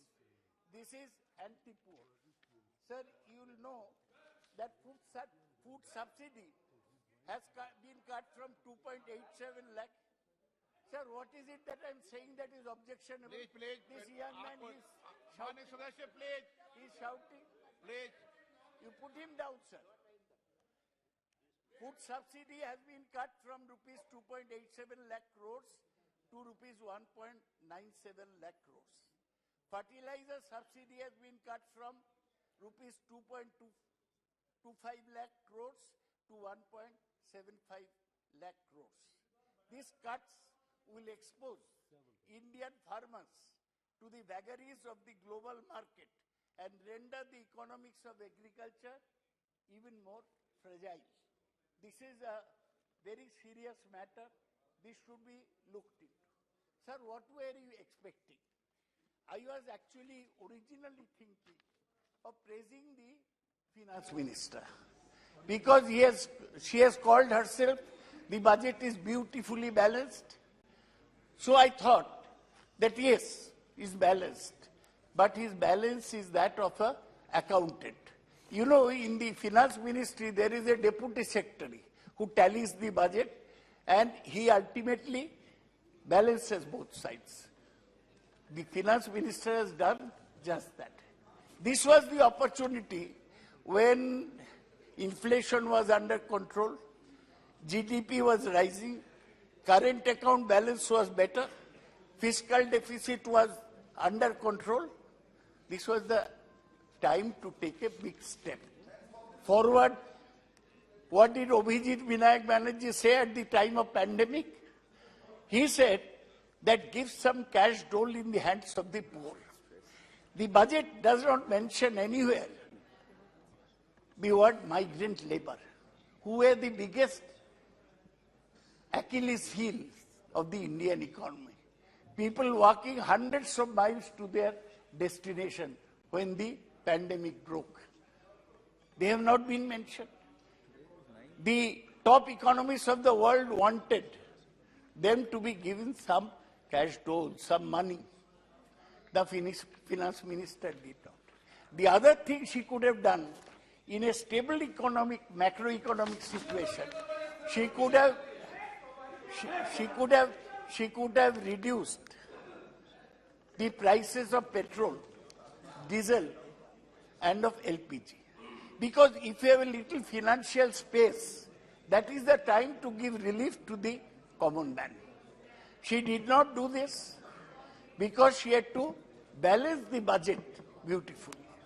So this budget ultimately turned out to be what? Anti-poor. Anti-poor people. So that is the budget. So now you are talking about digital India. Now digital India is all right. But sir, you must be knowing that technology takes away jobs. Today, all the big tech companies like Microsoft, Meta, Amazon, they are all retrenching people. They are called pink slips in America because technology always relentlessly takes away jobs. So to talk about digital India, Industrial Revolution 4.0, artificial intelligence, 3 centers will not solve India's problem. India's basic problems are poverty, destitution, migrant labor, and of course unemployment. The employment has not been addressed at all. The finance minister will come and say, see, I have increased so much in capex. Capex is what? Capital expenditure. How much she has given? 10 lakh crores. Very big sum. But does the capex get translated into projects anywhere? No. You give the money today, the project will take another 1 year, 2 years to start. What happens in the meantime? And when you are building infrastructure projects, the main problem is that they take lot of time. Some people get employment during construction. But after construction is over, they lose the jobs. So you are taking India towards a jobless future. From a very favorable situation, you are taking India to a jobless future, Berojgar. I see Mr. Gajendra Singh Shekhawat doing namaskar to me. I like that. He is the favored child. Oh, he did namaskar to you. And Navneet must have been. That would be only more proper. Sir, there are only 2 favored children. Who are favored children? One is this Jal Jeevan Mission. Jal Jeevan Mission. They have got 70,000 crores. And the other is PM Awas Yojana. They have got 79,000 crores. But NREG has received a cut. So if you develop only 2 projects, that will be enough to alleviate India's problems. I do not think so. I think you are making a mistake.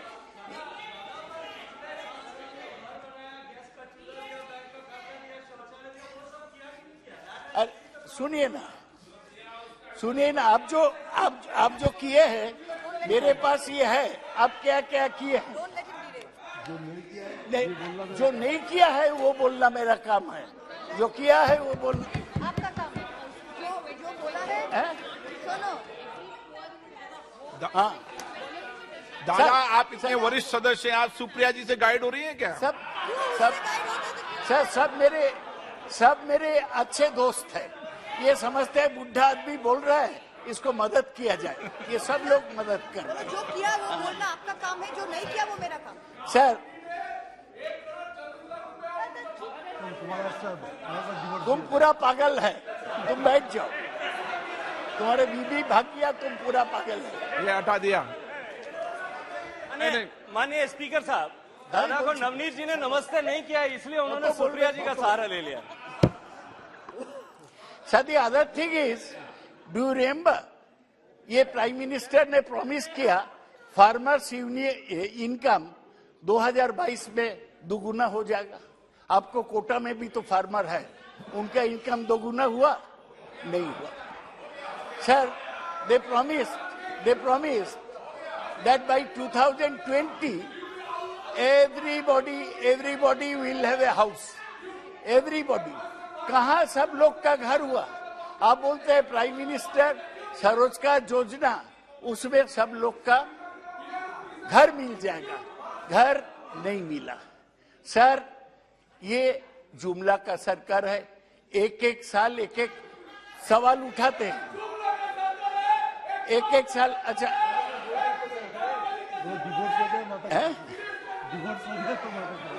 Divorce के बाद इसको दिमाग में गड़बड़ी होगी। Sir,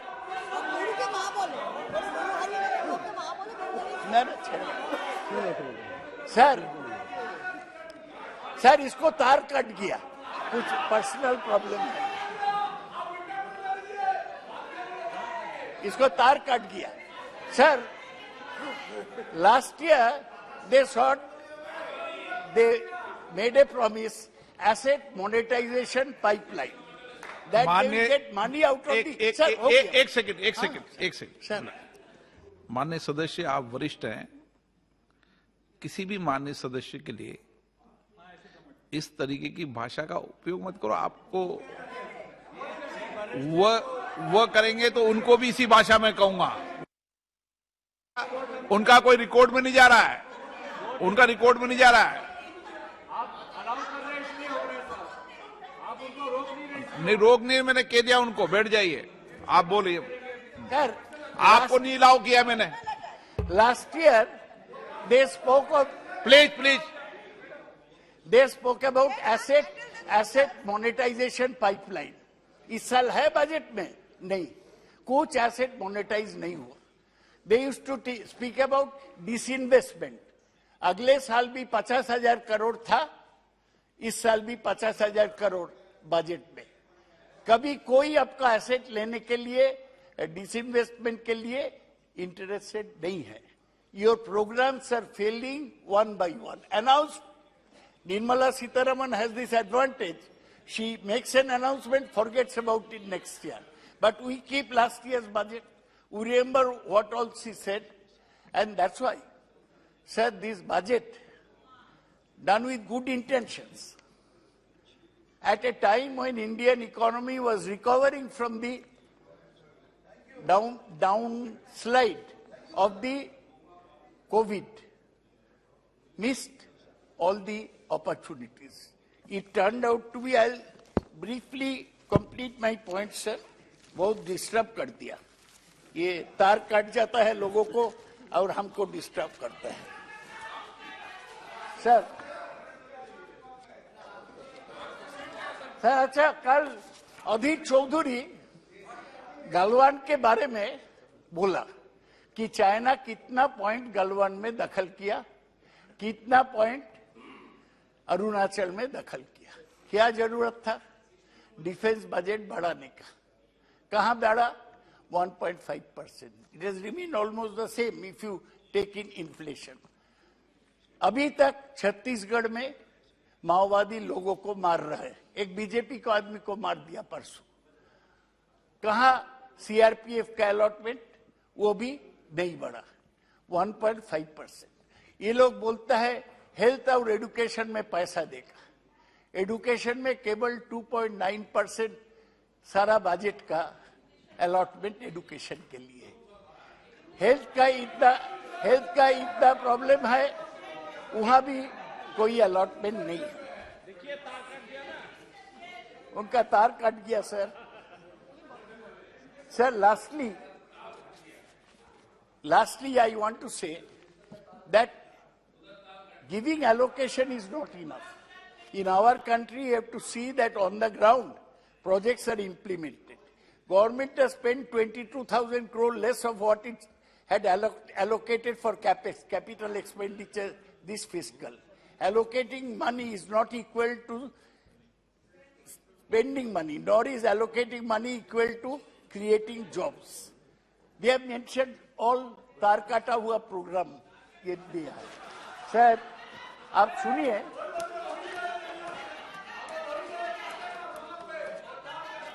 sir आप सुनिए, कुछ प्रोजेक्ट का मेंशन किया, यहाँ कुछ प्रोजेक्ट का मेंशन किया। आप ये प्रोजेक्ट, इसमें एक पैसा भी नहीं दिया गया। सर क्या भाई, क्या प्लीज मानिए।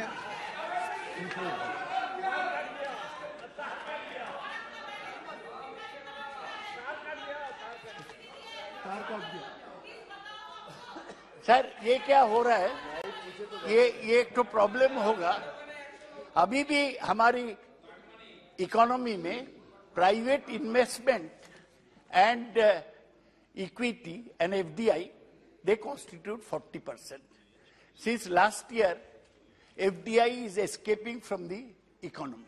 You find out how much FDI money has gone out. Private investment is being squeezed out because the government is doing huge borrowings. So the private sector is not being able to mop up resources.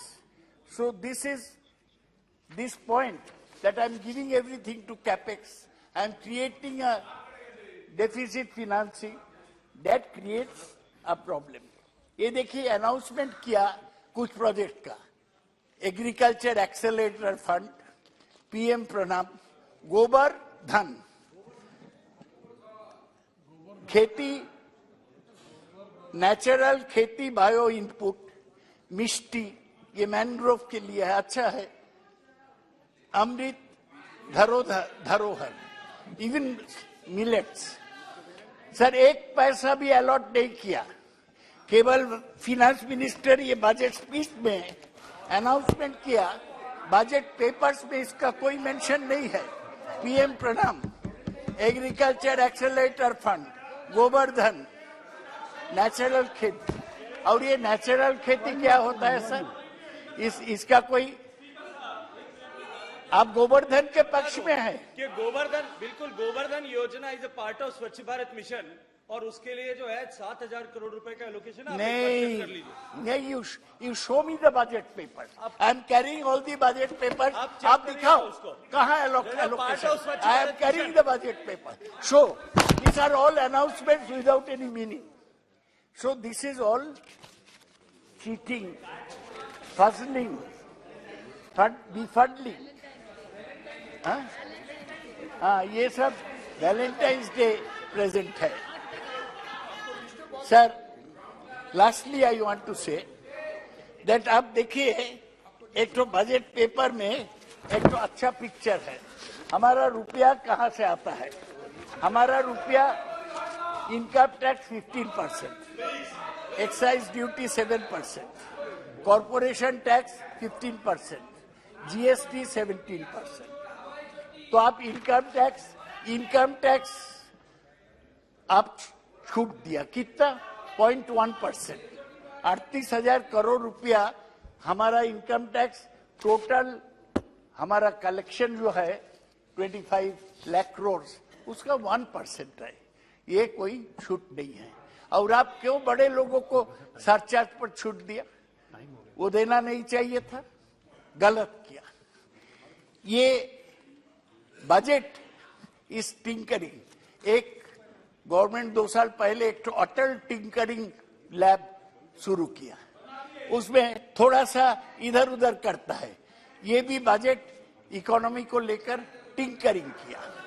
और देखिए, defence is only 8%, subsidies कम करके 7% कर दिया, state share 18%। एक ही अच्छा काम हुआ, 50 साल के लिए स्टेट्स को 1 लाख करोड़ रुपया लोन दिया बिना इंटरेस्ट में, अच्छा है।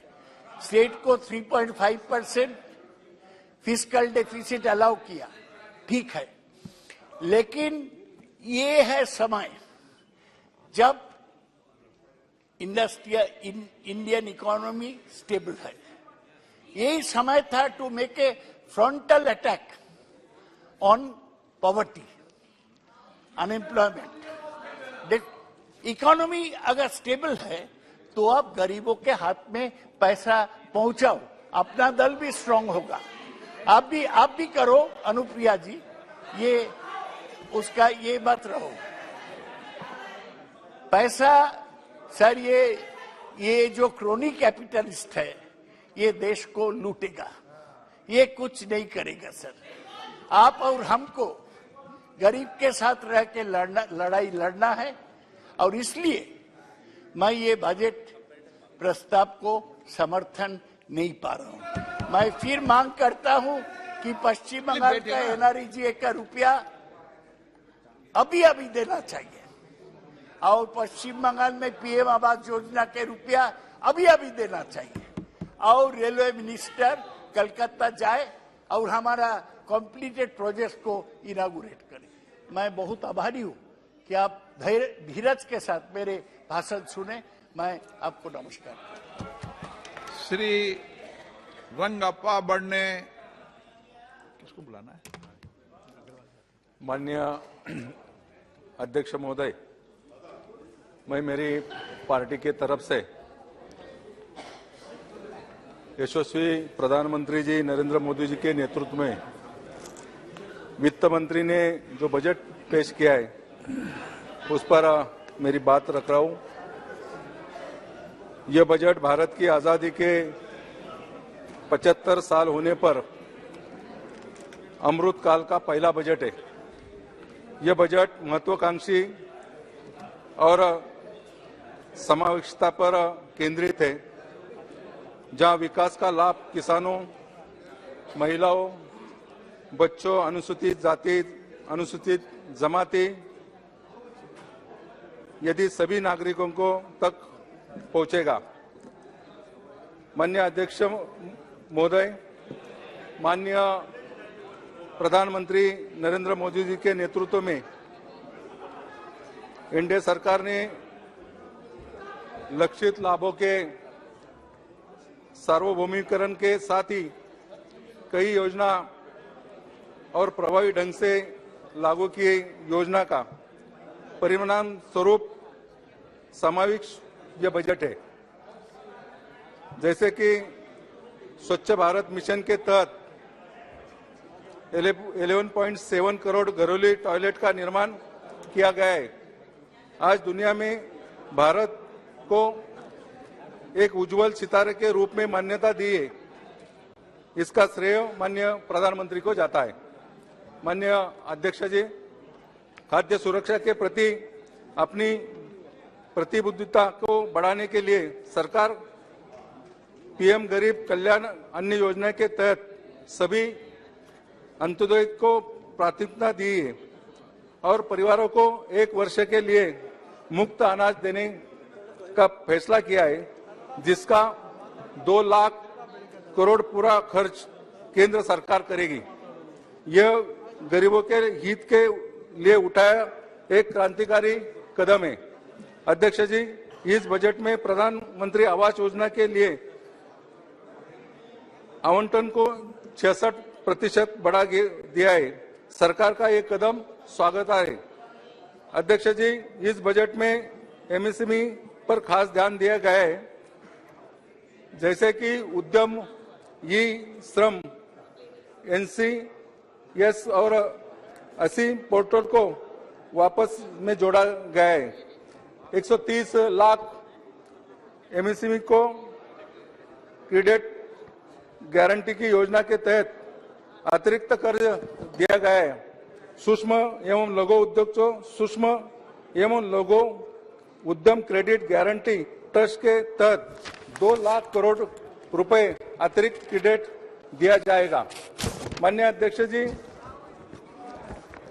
पिछले 9 वर्षों में प्रति व्यक्ति आय करीब दुगनी होकर 1.97 लाख रुपए हो गई है। भारतीय अर्थव्यवस्था का आकार बढ़ा है और यह पिछले 9 साल में विश्व की 10वीं सबसे बड़ी अर्थव्यवस्था से 5वीं बड़ी अर्थव्यवस्था में बन गई। देश करीब 2 साल तक कोरोना से लड़ा। देश करीब 2 साल कोरोना से लड़ा था, लेकिन मोदी सरकार ने देश के आम आदमी के हित में ध्यान देते हुए जनहित के फैसले लिए और इनका लाभ देश के सभी जनता को हुआ है। आज देश दिन तक 102 करोड़ लोगों को लक्षित किए हुए कोविड विरोधी टीकाकरण का आंकड़ा 220 करोड़ से पार हुआ है। इसके लिए सरकार ने स्वास्थ्य सेवाओं के जुड़े लोगों को बधाई देना चाहिए। पीएम सम्मान किसान निधि के तहत 11.4 करोड़ किसानों को 2.2 लाख करोड़ रुपए नगद हस्तांतरण किया है। देश का किसान सभी और खुशहाल हुए। माननीय मोदी सरकार को धन्यवाद देना चाहता हूं। दूसरी बात मैं ये कहना चाहता हूं, जल जीवन मिशन के तहत करीबन 70,000 करोड़ सभी राज्यों को दिया है। जल जीवन मिशन के तहत ग्रामीण इलाके में पानी की योजना होते हुए कई सारे ग्रामीण इलाकों को इसका लाभ पहुंचा है। माननीय अध्यक्ष महोदय, इस बजट में पीएम गति शक्ति को बढ़ाने देने वाली 7 कारक सड़क, रेल मार्ग, हवाई मार्ग, विमानपत्तन, माल परिवहन, जल मार्ग, लॉजिस्टिक ये इस पर ध्यान दिया गया है। अध्यक्ष जी, पीएम गति शक्ति मास्टर प्लान के दायरे में आर्थिक बदलाव के सभी 7 कारक निर्माण, बहुपक्षीय कन्वर्टिंग और लॉजिस्टिक के दायरे में आए। राष्ट्रीय अवचरण पाइप लाइन में 7 कारकों के जुड़े इस परियोजना का लाभ सब देशवासियों को हो जाएगा। माननीय अध्यक्ष जी, राष्ट्रीय नेटवर्क में 2022-2023 में 25,000 किलोमीटर का विस्तार किया गया है, जिसके लिए राष्ट्रीय राजमार्ग नेटवर्किंग में विस्तार करीबन करने के लिए 20,000 रुपए जुटाए जाएंगे। इसमें देश का चौमुखी विकास होगा। अध्यक्ष जी, एक समय इस देश में आधारभूत सुविधा में कमी होती थी। देश में राष्ट्रीय राजमार्गों का कमी होती है। श्रद्धेय अटल बिहारी वाजपेयी जी ने एनडीए सरकार में ये यशस्वी कदम उठा। इसके बाद माननीय प्रधानमंत्री नरेंद्र मोदी जी ने इस निर्माण में गति दी और माननीय नितिन जी गडकरी के नेतृत्व में आज देश में सीमाओं तक वर्ल्ड क्लास सड़कों का निर्माण हुआ है। एक समय था कि देश में सीमा पर सड़क का निर्माण नहीं था। आज यह सरकार द्वारा यह मानांकन बढ़ा है। माननीय अध्यक्ष महोदय, पिछले 8 वर्षों में राष्ट्रीय महामार्गों की लंबाई में करीब 50% वृद्धि हुई है। अप्रैल 2014 में राजमार्ग की लंबाई 91.287 किलोमीटर बढ़कर 2021 में 2021-22 में 1,40,995 किलोमीटर हो गई। कुल बजटीय करीबन 5.5 गुना वृद्धि हुई है।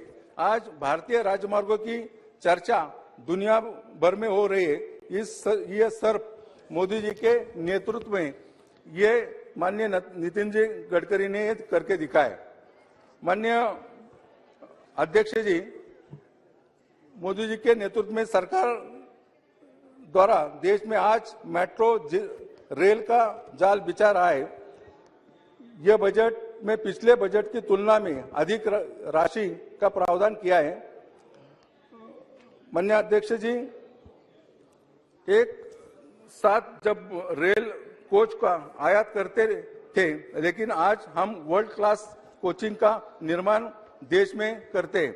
अध्यक्ष जी, मोदी के नेतृत्व में देश अगले 3 साल के दौरान 400 उत्कृष्ट वंदे भारत रेलगाड़ियों का निर्माण देश में करेगी। साथ ही अगले 3 साल के दौरान नई मल्टी मॉडल लॉजिस्टिक के लिए 100 पीएम गतिशक्ति कार्गो टर्मिनल विकसित किए जाएगी। माननीय अध्यक्ष महोदय, इसके साथ ही साथ मैं मेरे चुनाव क्षेत्र में पुणे से लोनावाला तक लोकल सेवा चालू करने के बारे में लगातार यह बात रखता हूँ। केंद्र सरकार द्वारा इसमें जल्दी से जल्दी अगर सहायता देगी तो निश्चित रूप से ये मार्ग भी बनेगा। दूसरा, कर्जत से पनवेल और पनवेल से उरण तक का मार्ग धीमे गति से चल रहा है, तो ये मार्ग पर रेल विभाग द्वारा ध्यान देने की आवश्यकता है। माननीय अध्यक्ष जी, मैं आपके माध्यम से केंद्र सरकार का ध्यान कुछ जरूरी मुद्दे पर आकर्षित करना चाहता हूँ। देश में रिटायर कर्मचारी की संख्या करोड़ों में। सरकार की और उन को दी गई राहत प्रदान नहीं की जाती है। सरकार पेंशन राशि पर इनकम टैक्स वसूल करती है। माननीय फाइनेंस मिनिस्टर ने 2023 के बजट में घोषणा में वरिष्ठ नागरिकों की बचत लिमिट को 1 लाख से 5 लाख रुपए से बढ़कर 30 लाख किया है, जिसका मैं अपनी पार्टी की तरफ से स्वागत करता हूं। परंतु इस बचत पर कमाए ब्याज पर जो टैक्स देना होता है, उस पर कोई विचार नहीं किया गया है। पिछले बजट में 75 साल के ऊपर के वरिष्ठ नागरिक को ITR दाखिल करने पर एग्जेंट किया है, पर उनकी ब्याज में कई कमाई पर TDS कट नहीं लेगी। जब ITR भरने पर TDS कैसे वापसी मिलेगी? माननीय अध्यक्ष महोदय, 70 साल के आयु के बाद वरिष्ठ नागरिक मेडिकल बीमा के लिए पात्र नहीं है। इसमें सरकार ने ध्यान देने की आवश्यकता है। माननीय अध्यक्ष महोदय, ये बजट 9 साल का कार्यकाल का माननीय मोदी जी के बजट का एक सर्वोत्तम बजट है। इसमें सभी लोगों पर ध्यान दिया है, जैसे कि गरीब हो, किसान हो, कर्मचारी हो, इस पर सरकार ने ध्यान दिया है। एक अच्छा और सराहना बजट पेश किया है। माननीय वित्त मंत्री, माननीय प्रधानमंत्री का मैं धन्यवाद करता हूं। एक अच्छा बजट यहाँ पेश हुआ, उसका स्वागत भी करता हूं। श्री महाबली सिंह जी।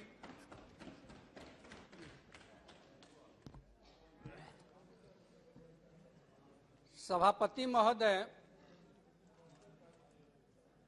केंद्रीय बजट 2023-24 जो सदन में चर्चा के लिए, सामान्य चर्चा के लिए लाया गया है, उस पर आपने मुझे बोलने का अवसर दिया, इसके लिए आपको धन्यवाद। महोदय, जब भी सदन में बजट पर चर्चा होती है तो सत्ता पक्ष के लोग जो हैं बजट की सराहना करते हैं, हमेशा आजादी के 75 साल हो रहे हैं, इन 75 सालों में जो भी सरकार बजट बनाई, सभी सरकारें दलित, पिछड़े, अकलियत, किसान, मजदूर के हित में कह करके लोगों ने बजट बनाई। लेकिन सरकारें बदलती रही, बजट बनते रहे और बिगड़ते रहे, लेकिन इस देश के करोड़ों लोगों की तस्वीर आज तक नहीं बदली, आज तक नहीं बदली। आज भी करोड़ों लोग, आज भी करोड़ों लोग गंदे नाले और पेड़ों के नीचे जन्म लेते हैं और वहीं पर मर जाते हैं, वहीं पर आज भी मर जाते हैं। इसलिए महोदय हमें इसके तरफ नहीं जाना है, लेकिन हमें सदन के माध्यम से सरकार को बताना चाहते हैं कि बड़ी अरमानों से बिहार की 13 करोड़ जनता ने आपको 2019 में 40 सीट में से 39 सीट एनडीए के खाते में डालने का काम किया था। लेकिन 40 सीट में से 39 सीटें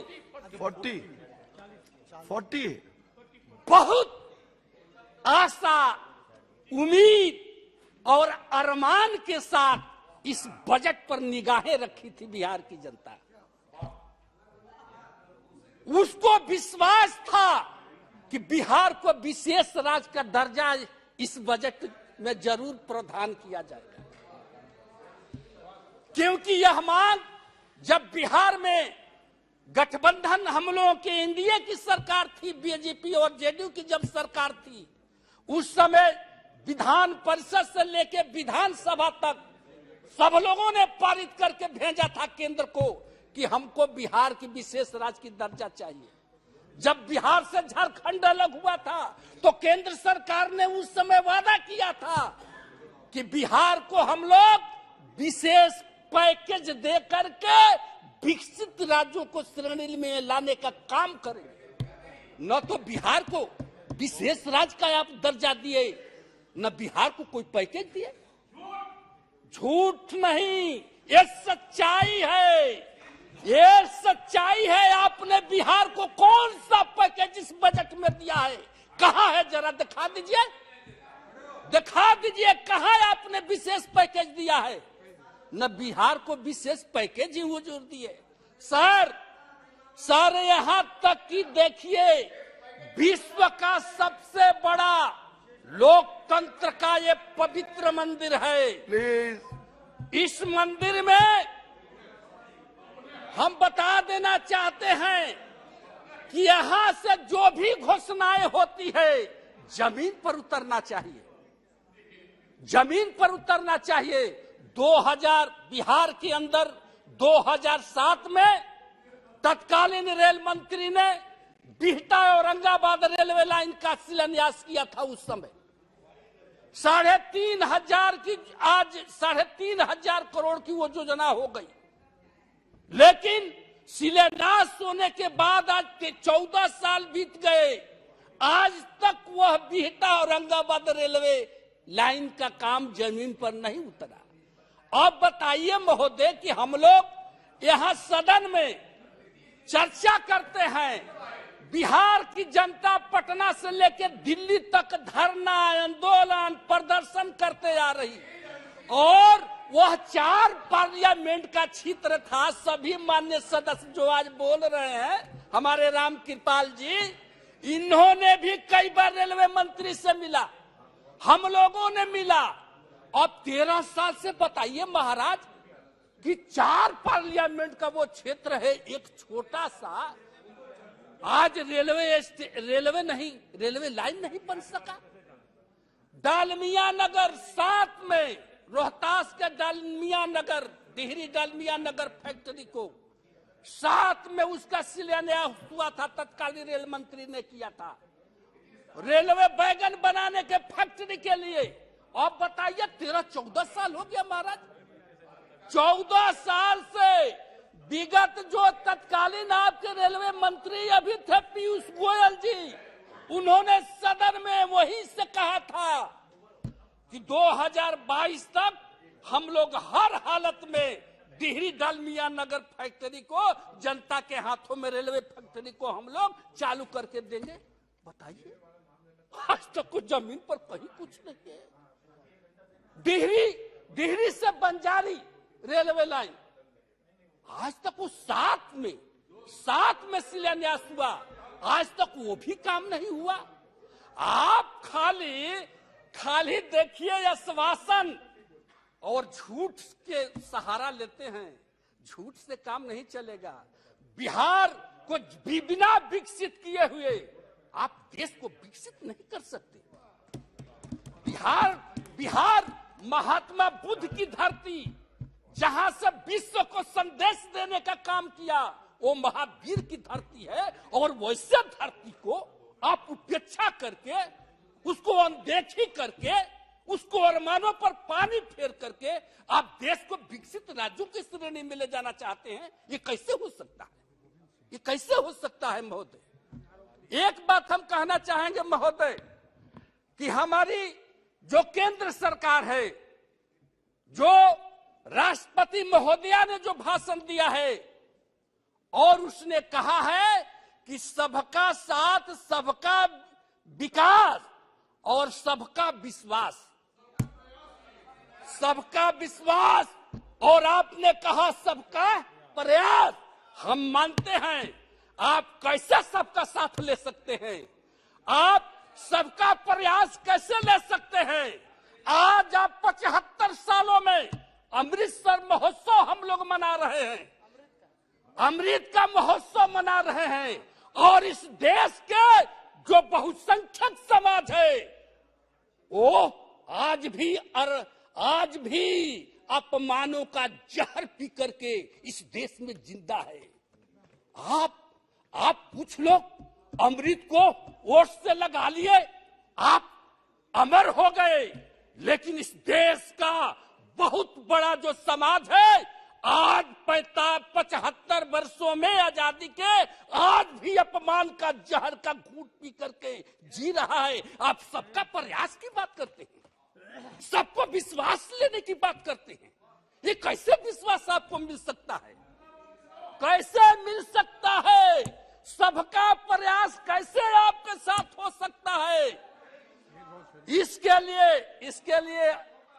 इसके लिए सभापति महोदय, हम सरकार से आग्रह करना चाहते हैं, देश के आजादी में इस देश के सारे लोगों ने अपनी कुर्बानी दिया है, चाहे हिंदू हो, चाहे मुसलमान हो, चाहे सिख हो, चाहे ईसाई हो, चाहे बौद्ध हो, चाहे इस देश का दलित हो, चाहे महादलित हो, चाहे अगड़ा हो, चाहे पिछड़ा हो, सब लोगों ने इस देश की आजादी में कुर्बानी दिया है। और सब लोगों का ये अधिकार है इस देश के मिट्टी में, इस देश के हवा में, इस देश के न्यायपालिका में, कार्यपालिका में, विधायिका में, सब लोगों का अधिकार है। सब लोगों को जब तक आप प्रतिनिधित्व नहीं दीजिएगा तो कहिएगा कि सबका हमको प्रयास चाहिए, सबका विश्वास चाहिए। एक तरफ देश के अंदर कोई हेलीकॉप्टर से जाकर के शादी विवाह अपनी बहू बेटियों का करता है, और इस देश के अंदर दलित, आज भी दलित जो है घोड़ा पर चढ़कर अगर शादी करने जाता है तो उसको आप उतार देते हैं और कहते हैं कि सबका साथ चाहिए, सबका साथ चाहिए। ये कैसे हो सकता है? इसके लिए एक उपाय है सभापति महोदय, अगर हमारी केंद्र सरकार अगर चाहती है कि सबका प्लीज बैठ जाइए, अगर आपका जब अवसर है तब बोलिएगा। तो एक ही उपाय है महोदय कि जो इस देश में सामाजिक जो व्यवस्था है यह गैर बराबरी व्यवस्था है और यह व्यवस्था जैसे आरएसएस प्रमुख भागवत जी ने कहा, इस देश में जाति कोई भगवान ने नहीं बनाई है, आदमी ने बनाया है। तो हम उन लोगों से कहना चाहते हैं कि अगर आप सबका साथ, सबका विकास, सबका प्रयास चाहते हैं, इस देश को विश्व में सबसे महाशक्ति और विकसित राष्ट्र बनाना चाहते हैं, तो एक काम तो देखिए करना होगा। एक काम क्या करना होगा कि या तो जो लोग गैर बराबरी व्यवस्था के तहत जो लोग नीचे गिराए गए हैं जात पात के नाम पर, उन लोगों को आपको ऊपर उठाना होगा और उनको ऊपर उठाने के लिए उनको ऊपर उठाने के लिए न्यायपालिका, कार्यपालिका, विधायिका और देश के सीमा में जितने रेजिमेंट हैं उसमें सब लोगों को भागीदारी देना होगा। सब लोगों को भागीदारी देना होगा। सब लोगों को भागीदारी देना होगा। अगर आप भागीदारी देना चाहते हैं तो उसके लिए एक काम और करना होगा। अब समाप्त कीजिए जी। अरे महोदय, हमारा 20 मिनट का टाइम है। और भी वक्ता है आपके दल के, 20 मिनट का समय है महोदय। आपके दल के और भी मान्य सदस्य हैं, इसलिए महोदय आपको सबको जब हिस्सेदारी देना होगा तब इस समाज में शांति व्यवस्था कायम होगी और सब लोगों के अंदर देश के प्रति ममता होगा। तो इसलिए उसके लिए एक काम करना है कि देश के अंदर आप जातीय जनगणना कराइए। देश के अंदर जातीय जनगणना कराइए। जब इस देश का जब जानवर की गिनती हो सकती है, इस देश में शेर, भालू, चीता, भेड़िया की गिनती हो सकती है, उसकी जनगणना हो सकती है, जानवरों की हो सकती है, तो तब मानव की जनगणना क्यों नहीं हो सकती है? और जब तक जनगणना नहीं होगा तब तक ये पता नहीं चलेगा सभापति महोदय कि कौन जाति की इस देश में कितनी संख्या है। और जब तक संख्या उनकी गिनती नहीं होगी तो उनको हिस्सेदारी और भागीदारी ये सरकार कैसे दे सकती है? कैसे दे सकती है?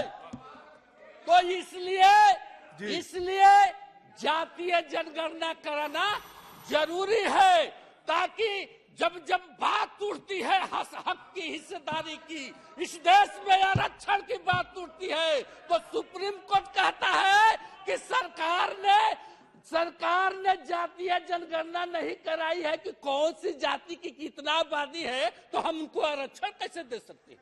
सुप्रीम कोर्ट कहती है कैसे दे सकते हैं? तो इसलिए ऐसा नहीं हो सकता।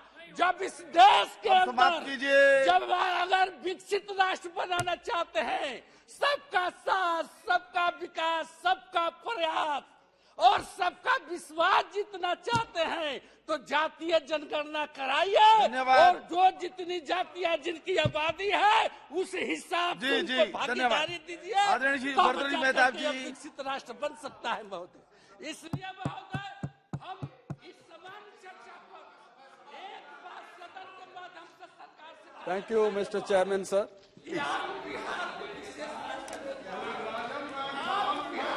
जी बैठिए, हो गया आपका विषय हो गया।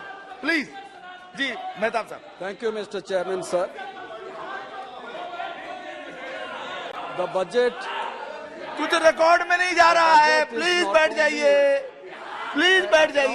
रिपोर्ट जी आदरणीय मेहताब साहब। It basically reflects the plan and program of the country and of the nation. So when something is said that it is only an accountant's job, I don't believe in that type of comment. There have been umpteen reasons to be apprehensive in 2023, more so while waiting for the budget. US Federal Reserve's unbridled aggression, rising cost of Ukraine and Russia, and China's COVID crisis, to name a few. Yet in the backdrop of like this, This government has decided to go bold and big on capex and chosen consistency in a world characterized by randomness and volatility. The Prime Minister has outlined the period from 2022 to 2047 as the period of Amrit Kal. It is a vision to make India a developed country during this golden phase. To realize this, India needs to rapidly invest in social infrastructure. This investment would need to come from taxpayers' money and not borrowings. India's tax to GDP ratio is still below the critical mark of 15%. India's gross tax to GDP, which was 11% in financial year 2019, fell to 9.9% in financial year 20 and marginally improved to 10.2% in financial year 21-22. This is much lower when we compare ourselves with the emerging market economy, which is average of 21, and OECD, the average is 34%. Today, the country boasts more than 4.3 million crorepati's households, equivalent to 23 million consumers. They are spread all over the country. By 2047, if political and economic reforms have their desired effect, India has the potential to become the fastest growing economy in the world. This growth will not only make the Indian middle class the biggest income group in the country, but it will set to be major driver of economic, political and social growth. Finance Minister's full-fledged budget before next year's general election can be commended on many counts. I mention only three. For staying the course on fiscal consolidation, changing the composition of government expenditure in favor of capital as against revenue spending, and third, welcome move relating to personal income taxation. In turbulent time like this, a good budget can only be said is just a good beginning. The turmoil in the global economy is likely to continue as the impact of higher interest rates shows up in weaker demand for consumption and investment. Geopolitical tensions continue to disrupt every supplies and trade. As the resilience of the domestic economy gets tested by global headwinds, deft fiscal maneuvers is necessary, like they were this year. Now, coming to the basics,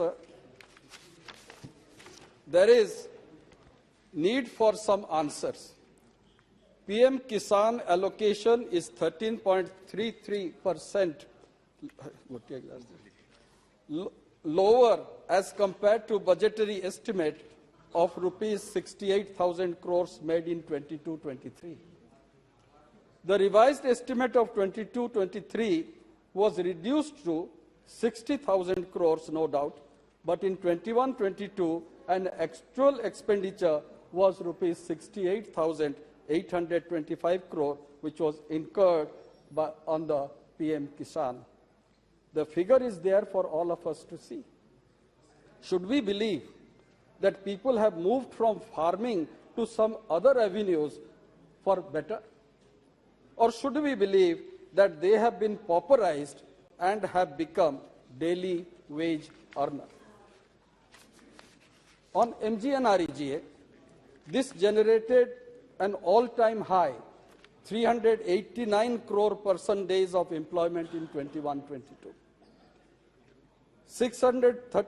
363 crores in 21-22.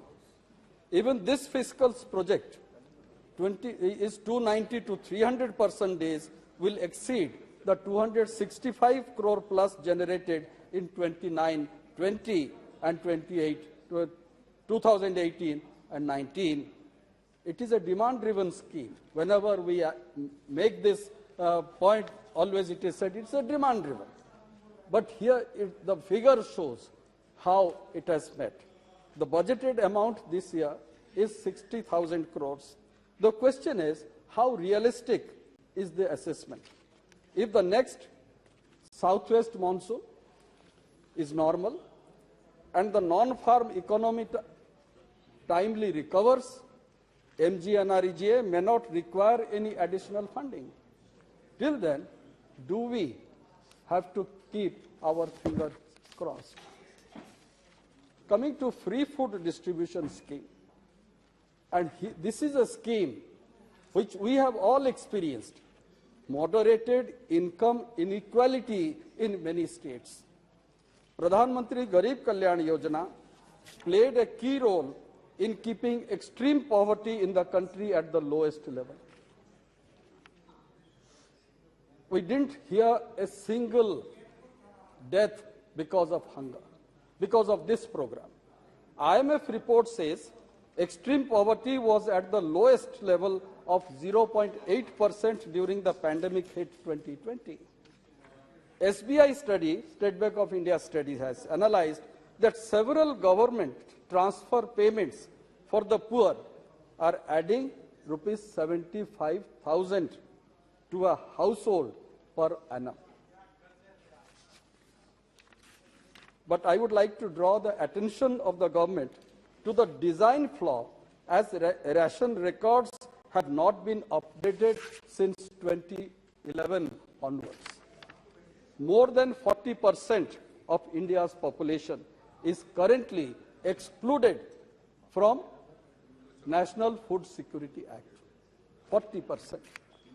In many villages and slums, the most marginalized castes and communities are often without NFSA ration cards. However, states like Odisha, Tamil Nadu, Rajasthan, West Bengal and Chhattisgarh have either universalized or substantially expanded coverage with state cards. Sir, here I would like to remind the government about the Supreme Court judgment of last August, that is 2022, which had directed the Union government to expand National Food Security Act coverage. Nothing has happened till now. Nothing has happened. And the answer that comes from the government is, let the census be over. Despite Supreme Court's direction, based on population projection, at least 100 million beneficiaries, especially children born in the last decade, are missing from the ration list. Where are they going to be? When are they going to be covered under NFSA? I come to another very important issue, where Odisha has been affected to a very great extent. I'll first put the figure of the budget, where food subsidy in Food Corporation of India under National Food Security Act, the revised estimate of 22-23 was 2,14,596 crores. This budget is 1,37,207 crores. There is a drastic cut. On food subsidy for decentralized procurement of food grains, 72,283 crores, which has come down to 59,793 crores. The government may say, because we have withdrawn Pradhan Mantri Garib Kalyan Yojana, there is no need to procure more. And here actually the catch lies. The catch is, Odisha produces more than 72 million tons of paddy. And we purchase, FCI plus state government purchases the whole amount from the farmers, because to help the farmers at the MSP rate. Very few people keep rice for their own consumption. Other than that, the rest is purchased. What will happen there? Now already Odisha government is purchasing, but union government is not purchasing any paddy at all. No rice. Earlier, rice was being moved through Kerala to Tamil Nadu and also to the northeast. Now that is also not being done. Why this type motherly attitude to Odisha? That is the question which I would like to put. With this curtailment of or minimizing the purchase, who are the states which are getting affected? Odisha is the major state which is getting affected. And I would like to say, FCI is not taking parboiled rice. Corporation is not making payments to Odisha, though that is due in there. Sir, this budget is of 45 lakh 397 crores, and which is an increase of 7.5%. That is laudable, as I had said earlier. But what is the position? The position is, as I would say, there is a structural problem with our budget. More than 40% goes for the interest, to cover the interest. 30% goes on salary. So are we correcting it to a certain extent? No. Not much. We don't see any light from this budget. And I'm also reminded of another point, sir. You are aware, most of us are also aware. Are we at any point of time talking about Sahara India? 13 crore people had invested in that. What has happened? Doesn't government have any responsibility? We will say it is sub judice, Supreme Court is taking over, SBI is looking after it. But who is caring for these people, 13 crore people who had invested? Not a single reply is coming from the government. Sir, coming to health issue, I would just deal with investors are 13, large number of people are affected. Sir, in a speech, Finance Minister has announced budget for health, not including research, will be roughly 86,175 crores, and that is 615 rupees for every person if I calculate it as per our population. This is a 2.7% increase from the previous year and lower than the rate of inflation. In real terms, the health spending has declined. Vaccinating to a single child against all childhood illness in our country costs rupees 1,600. A day of hospitalization in the public hospital is estimated 2,800 rupees. At a private hospital, it is more than 6,800 rupees. Rupee spending on health by the government gives more return than out-of-pocket or private spending by citizens. National Health Mission allocates less than 3%, that is 717 crores of rupees to non-communicable disease. For communicable disease, it is 3 times more, that is 2,178 crores. For reproductive and child health service, it is 9 times more, that is 6,273 crores. There is a need to rebalance, to pay attention to non-communicable diseases. On education, sir, share of education has fallen over the past 7 years, from 10.4% to 9.5%. This is stated in the state's in the economic survey. While expenditure on social service increased from 9,15,000 crores to 21,32,000 crores, the share of education has shrunk from 42.8% to 35.5% between 2015 and 2022. As a share of the GDP, the budgetary allocation for education saw a minimal gain, that is 0.1 percentage points, from 2.8% to 2.9% during this 7-year period. On taxation, sir, Finance Minister has made 5 announcements to reduce the tax burden. 4 pertain to the new regime. The last one is for exemption on leave encashment. But my question is the new tax regime attractive? Despite government's effort to simplify the tax system, the uptake of this regime is low due to the unavailability of common tax deductions and exemptions. Why should we have to run to the chartered accountant or a lawyer to understand how much tax I have to pay? Can't we make it simple? Even today, with this new tax regime, it is so cumbersome, it is difficult to understand. Very difficult to understand. Coming to the devolution of states, sir, the state share has never been close to 41%, though it has been announced by the Finance Commission, 15th Finance Commission. The state share has never been close to 41% due to cess and surcharge imposed by the Union government.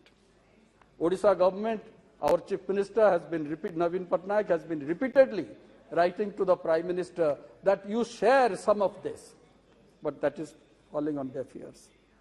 It keeps major chunk of taxes, and what we have been asking, Odisha is facing natural disaster year after.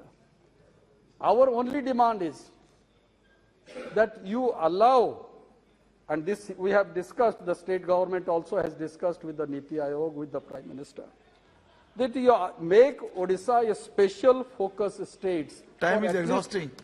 For at least 3 years.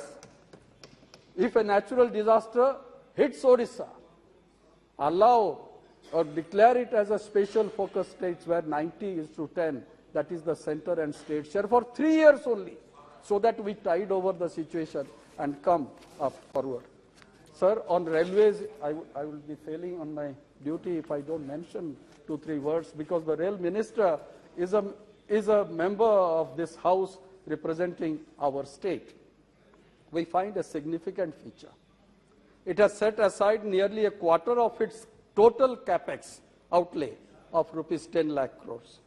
The budgetary support amounts to 2.4 lakh crores. The goal is to raise the share of rail freight traffic from 27%, road transport is 64%, to 45% by 2030. Freight earnings are 2.5 times the passenger earnings. It is possible to improve on both counts. It's not unachievable. It is possible.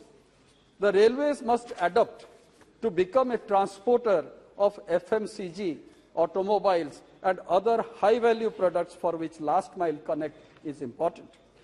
On the passenger side, upper-class travel should remain competitive vis-à-vis air and road travel.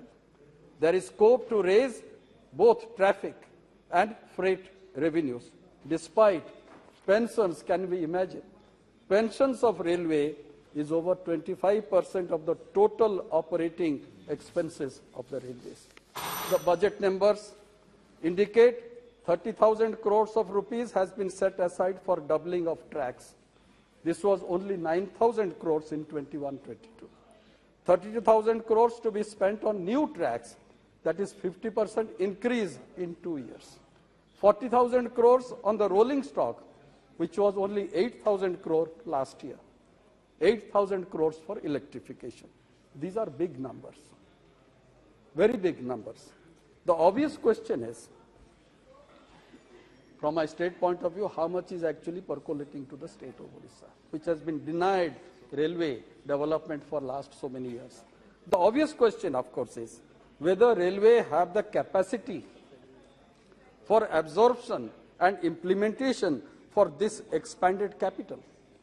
Capital investment in the railway is overdue, no doubt, but it needs financial reforms, administrative reforms, and greater independence. Before concluding, sir, I have a small demand, as my friend from Kendrapada has just now mentioned. The station is there, tickets are being sold, rail line is there, but it is not functioning. Passenger train should ply on that route. That is necessary. With these words, I conclude. Thank you. Shrimati Sangeeta Azad ji. धन्यवाद सभापति महोदय, जो आपने मुझे budget 23-24 पर अपने विचार रखने का मौका दिया। मैं आपका और आपके साथ साथ अपनी पार्टी की मुखिया व राष्ट्रीय अध्यक्ष बहन कुमारी मायावती जी का भी बहुत बहुत आभार व्यक्त करती हूँ। बजट 23-24 के लिए हमारी पार्टी की मुखिया ने कहा है कि देश में पहले भी इस तरह के बजट आते जाते रहे हैं।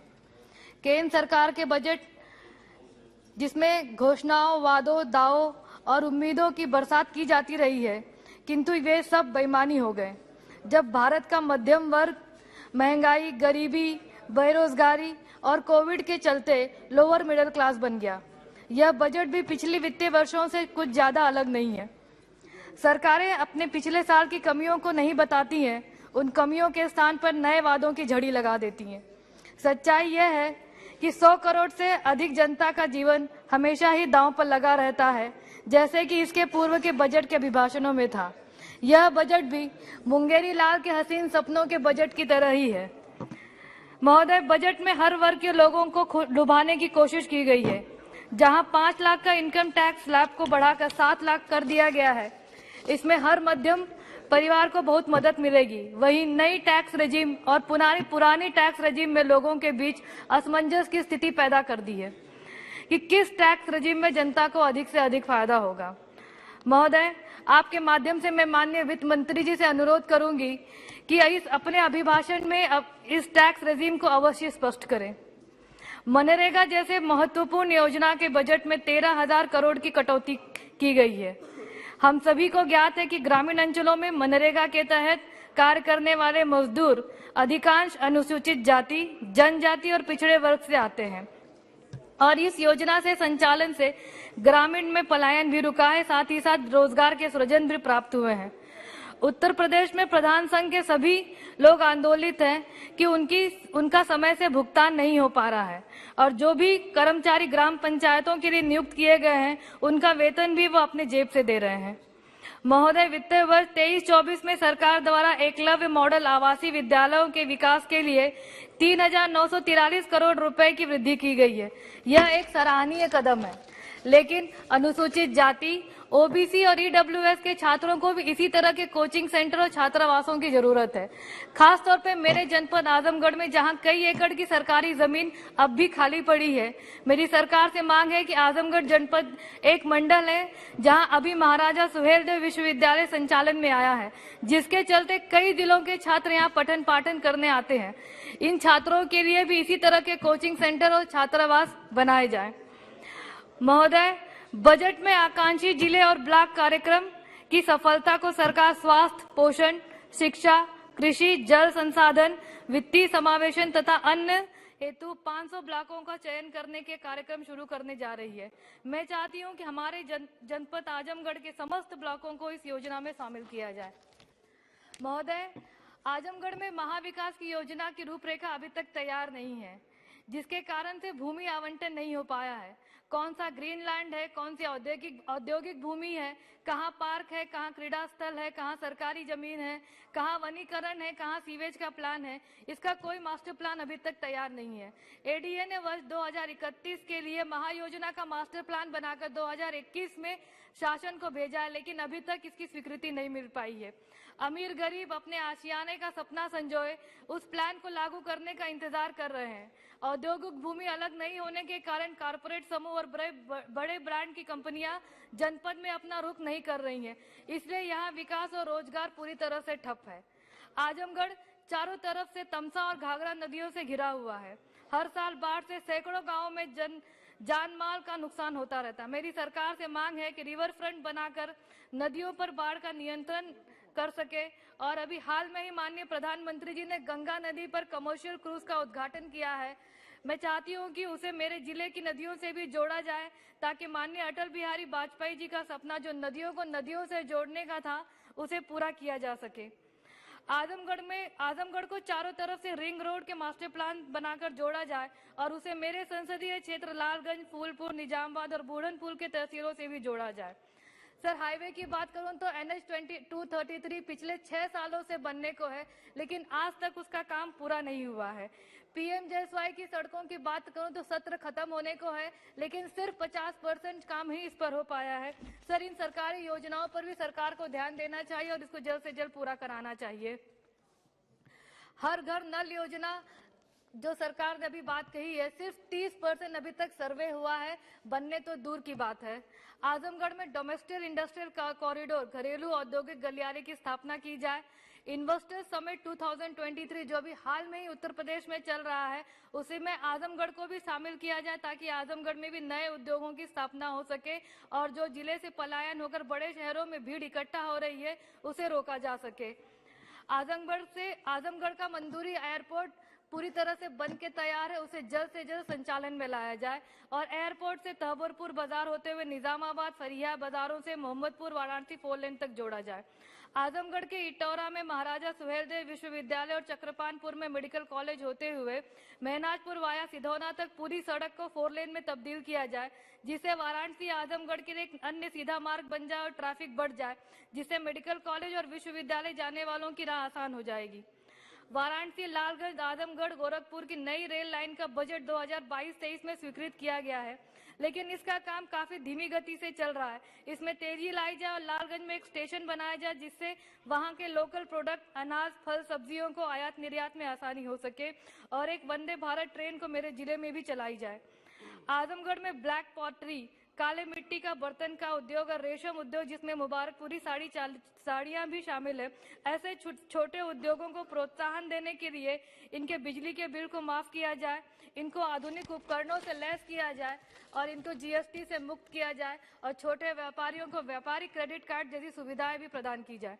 आजमगढ़ में लाल सोना कहे जाने वाली लाल मिर्च की खेती होती है, लेकिन इसके भंडारण और निर्यात का प्रबंध नहीं होने के कारण किसानों को इसका मूल्य नहीं मिल पाता है। मेरी सरकार से मांग है कि मेरे संसदीय क्षेत्र में एक कोल्ड स्टोरेज की स्थापना की जाए। सनई की खेती पहले हमारे यहाँ होती थी, लेकिन अब यह मृतप्राय हो चुकी है। अगर किसानों को प्रोत्साहित किया जाए तो जूट उद्योग यहाँ स्थापित हो सकता है और यह मृतप्राय खेती भी पुनः जीवित हो सकती है। माननीय वित्त मंत्री जी ने अपने भाषण में श्री अन्न की बात कही है। आजमगढ़ की भूमि इस तरह के श्री अन्न जिसमें बाजरा, ज्वार, रागी, जौ जैसे अनाज शामिल हैं, इसके लिए प्रतिकूल है। मेरी सरकार से मांग है कि ऑर्गेनिक खाद सरकारी समितियों में ऑर्गेनिक खाद और श्री अन्न के बीज उपलब्ध कराया जाए, जिससे आजमगढ़ में भी इस तरह के श्री अन्न की भारी मात्रा में खेती हो सके। आजमगढ़ में मत्स्य संपदा योजना के तहत, जैसे कि मैंने पहले ही कहा कि नदी तालाब का जाल बिछा है, इसको भी प्रोत्साहन करने के लिए वहां के उद्यमियों को इसका प्रोत्साहन किया जाए। जैसा कि मैंने पहले कहा कि आजमगढ़ चारों तरफ से नदियों से घिरा है, गांवों को जोड़ने के लिए नदियों पर पुल बनाकर एक्सप्रेसवे और 4 लेन से जोड़ा जाए। सब 2 मिनट महोदय, मेरे संसदीय क्षेत्र से मात्र 40 किलोमीटर दूर प्रधानमंत्री जी का क्षेत्र है और दूसरी तरफ माननीय मुख्यमंत्री जी का क्षेत्र है। आजमगढ़ बीच में होने के कारण पूर्वांचल का दिल कह सकते हैं। यह दोनों क्षेत्र से बड़ा जिला है जिसका विकास पूरी तरीके से अधूरा है। अमृतकाल का यह समय और यह बजट लोगों के उत्सव मनाने वाला है, लेकिन अगर आजमगढ़ को इसमें स्पेशल पैकेज दे दिया जाएगा तो आजमगढ़ के लोग भी इस अमृतकाल का उत्सव मना पाएंगे। और अभी हमने देखा कि राष्ट्रपति अभिभाषण में पक्ष और विपक्ष दोनों एक दूसरे पर आरोप लगा रहे थे। मैं 2 लाइन कहना चाहूंगी कि तू इधर उधर की बात न कर, तू इधर उधर की बात न कर, ये बता कि काफिला कैसे लुटा। मुझे रहजनों से गिला तो है पर तेरी रहबरी का सवाल है। सर, देश के साथ साथ आजमगढ़ की जनता भी बहुत उम्मीद से माननीय वित्त मंत्री की तरफ और माननीय प्रधानमंत्री की तरफ उम्मीद लगा के बैठी है कि अमृतकाल के बजट में आजमगढ़ को एक स्पेशल पैकेज दिया जाएगा, जिससे हम सभी लोग अमृतकाल का उत्सव मना पाएंगे। आपने मुझे बोलने का मौका दिया, मैं इसके लिए आपकी बहुत बहुत आभारी हूं।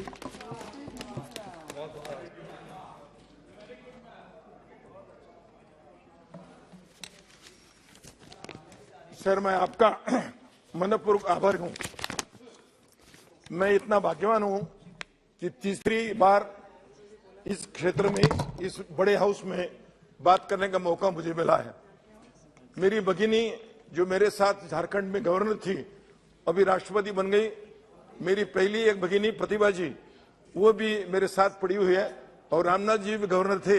इसलिए मैं भाग्यवान समझता हूं और मेरी भाषा जो आगे मैं मराठी में बोलूंगा तो भी चलेगा, हिंदी में भी बात करूंगा।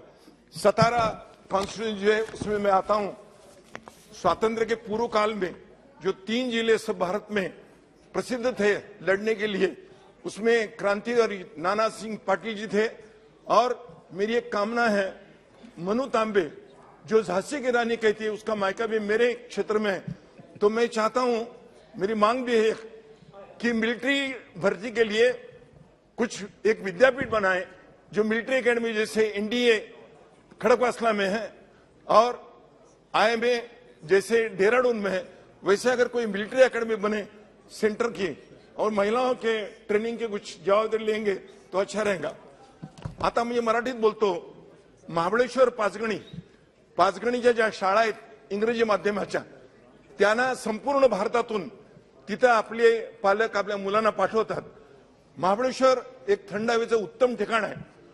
हे दोन्ही जंगलाच्या प्रदेश असल्याकारणानं एनजीटी नॅशनल ग्रीन ट्रायबलची बरीचशी बंधनं आहेत आणि त्यामुळे ब्रिटिशांच्या काळामध्ये 150-200 वर्षापूर्वी जे क्षेत्र निर्माण झाले आहे त्या क्षेत्राचा जर विकास झाला नाही तर रोजगार जोपर्यंत मिळत नाही, घोडेवाले, खेळणीवाले, काही फळं विकणारे, लोकांना धान्य पुरवणारे, लोकांना रिक्षातून नेणारे, सायकल रिक्षा नेणाऱ्या लोकांना पोटाभरणारे उद्योग मिळत नाही, तोपर्यंत रोजगार मिळावा, रोजगाराच्या संधी उपलब्ध व्हाव्यात, हे बजेटची एक आपल्या खासियत आहे। आणि त्यामुळं माझी आपणास विनंती आहे की एनजीटीच्या माध्यमातून भारतीय आणि महाराष्ट्र सरकारनं एकत्र बसून महाबळेश्वर सारख्या एका थंड हवेच्या ठिकाणाची जर विस्तार केला नाही तर भविष्यात ते तसंच राहील।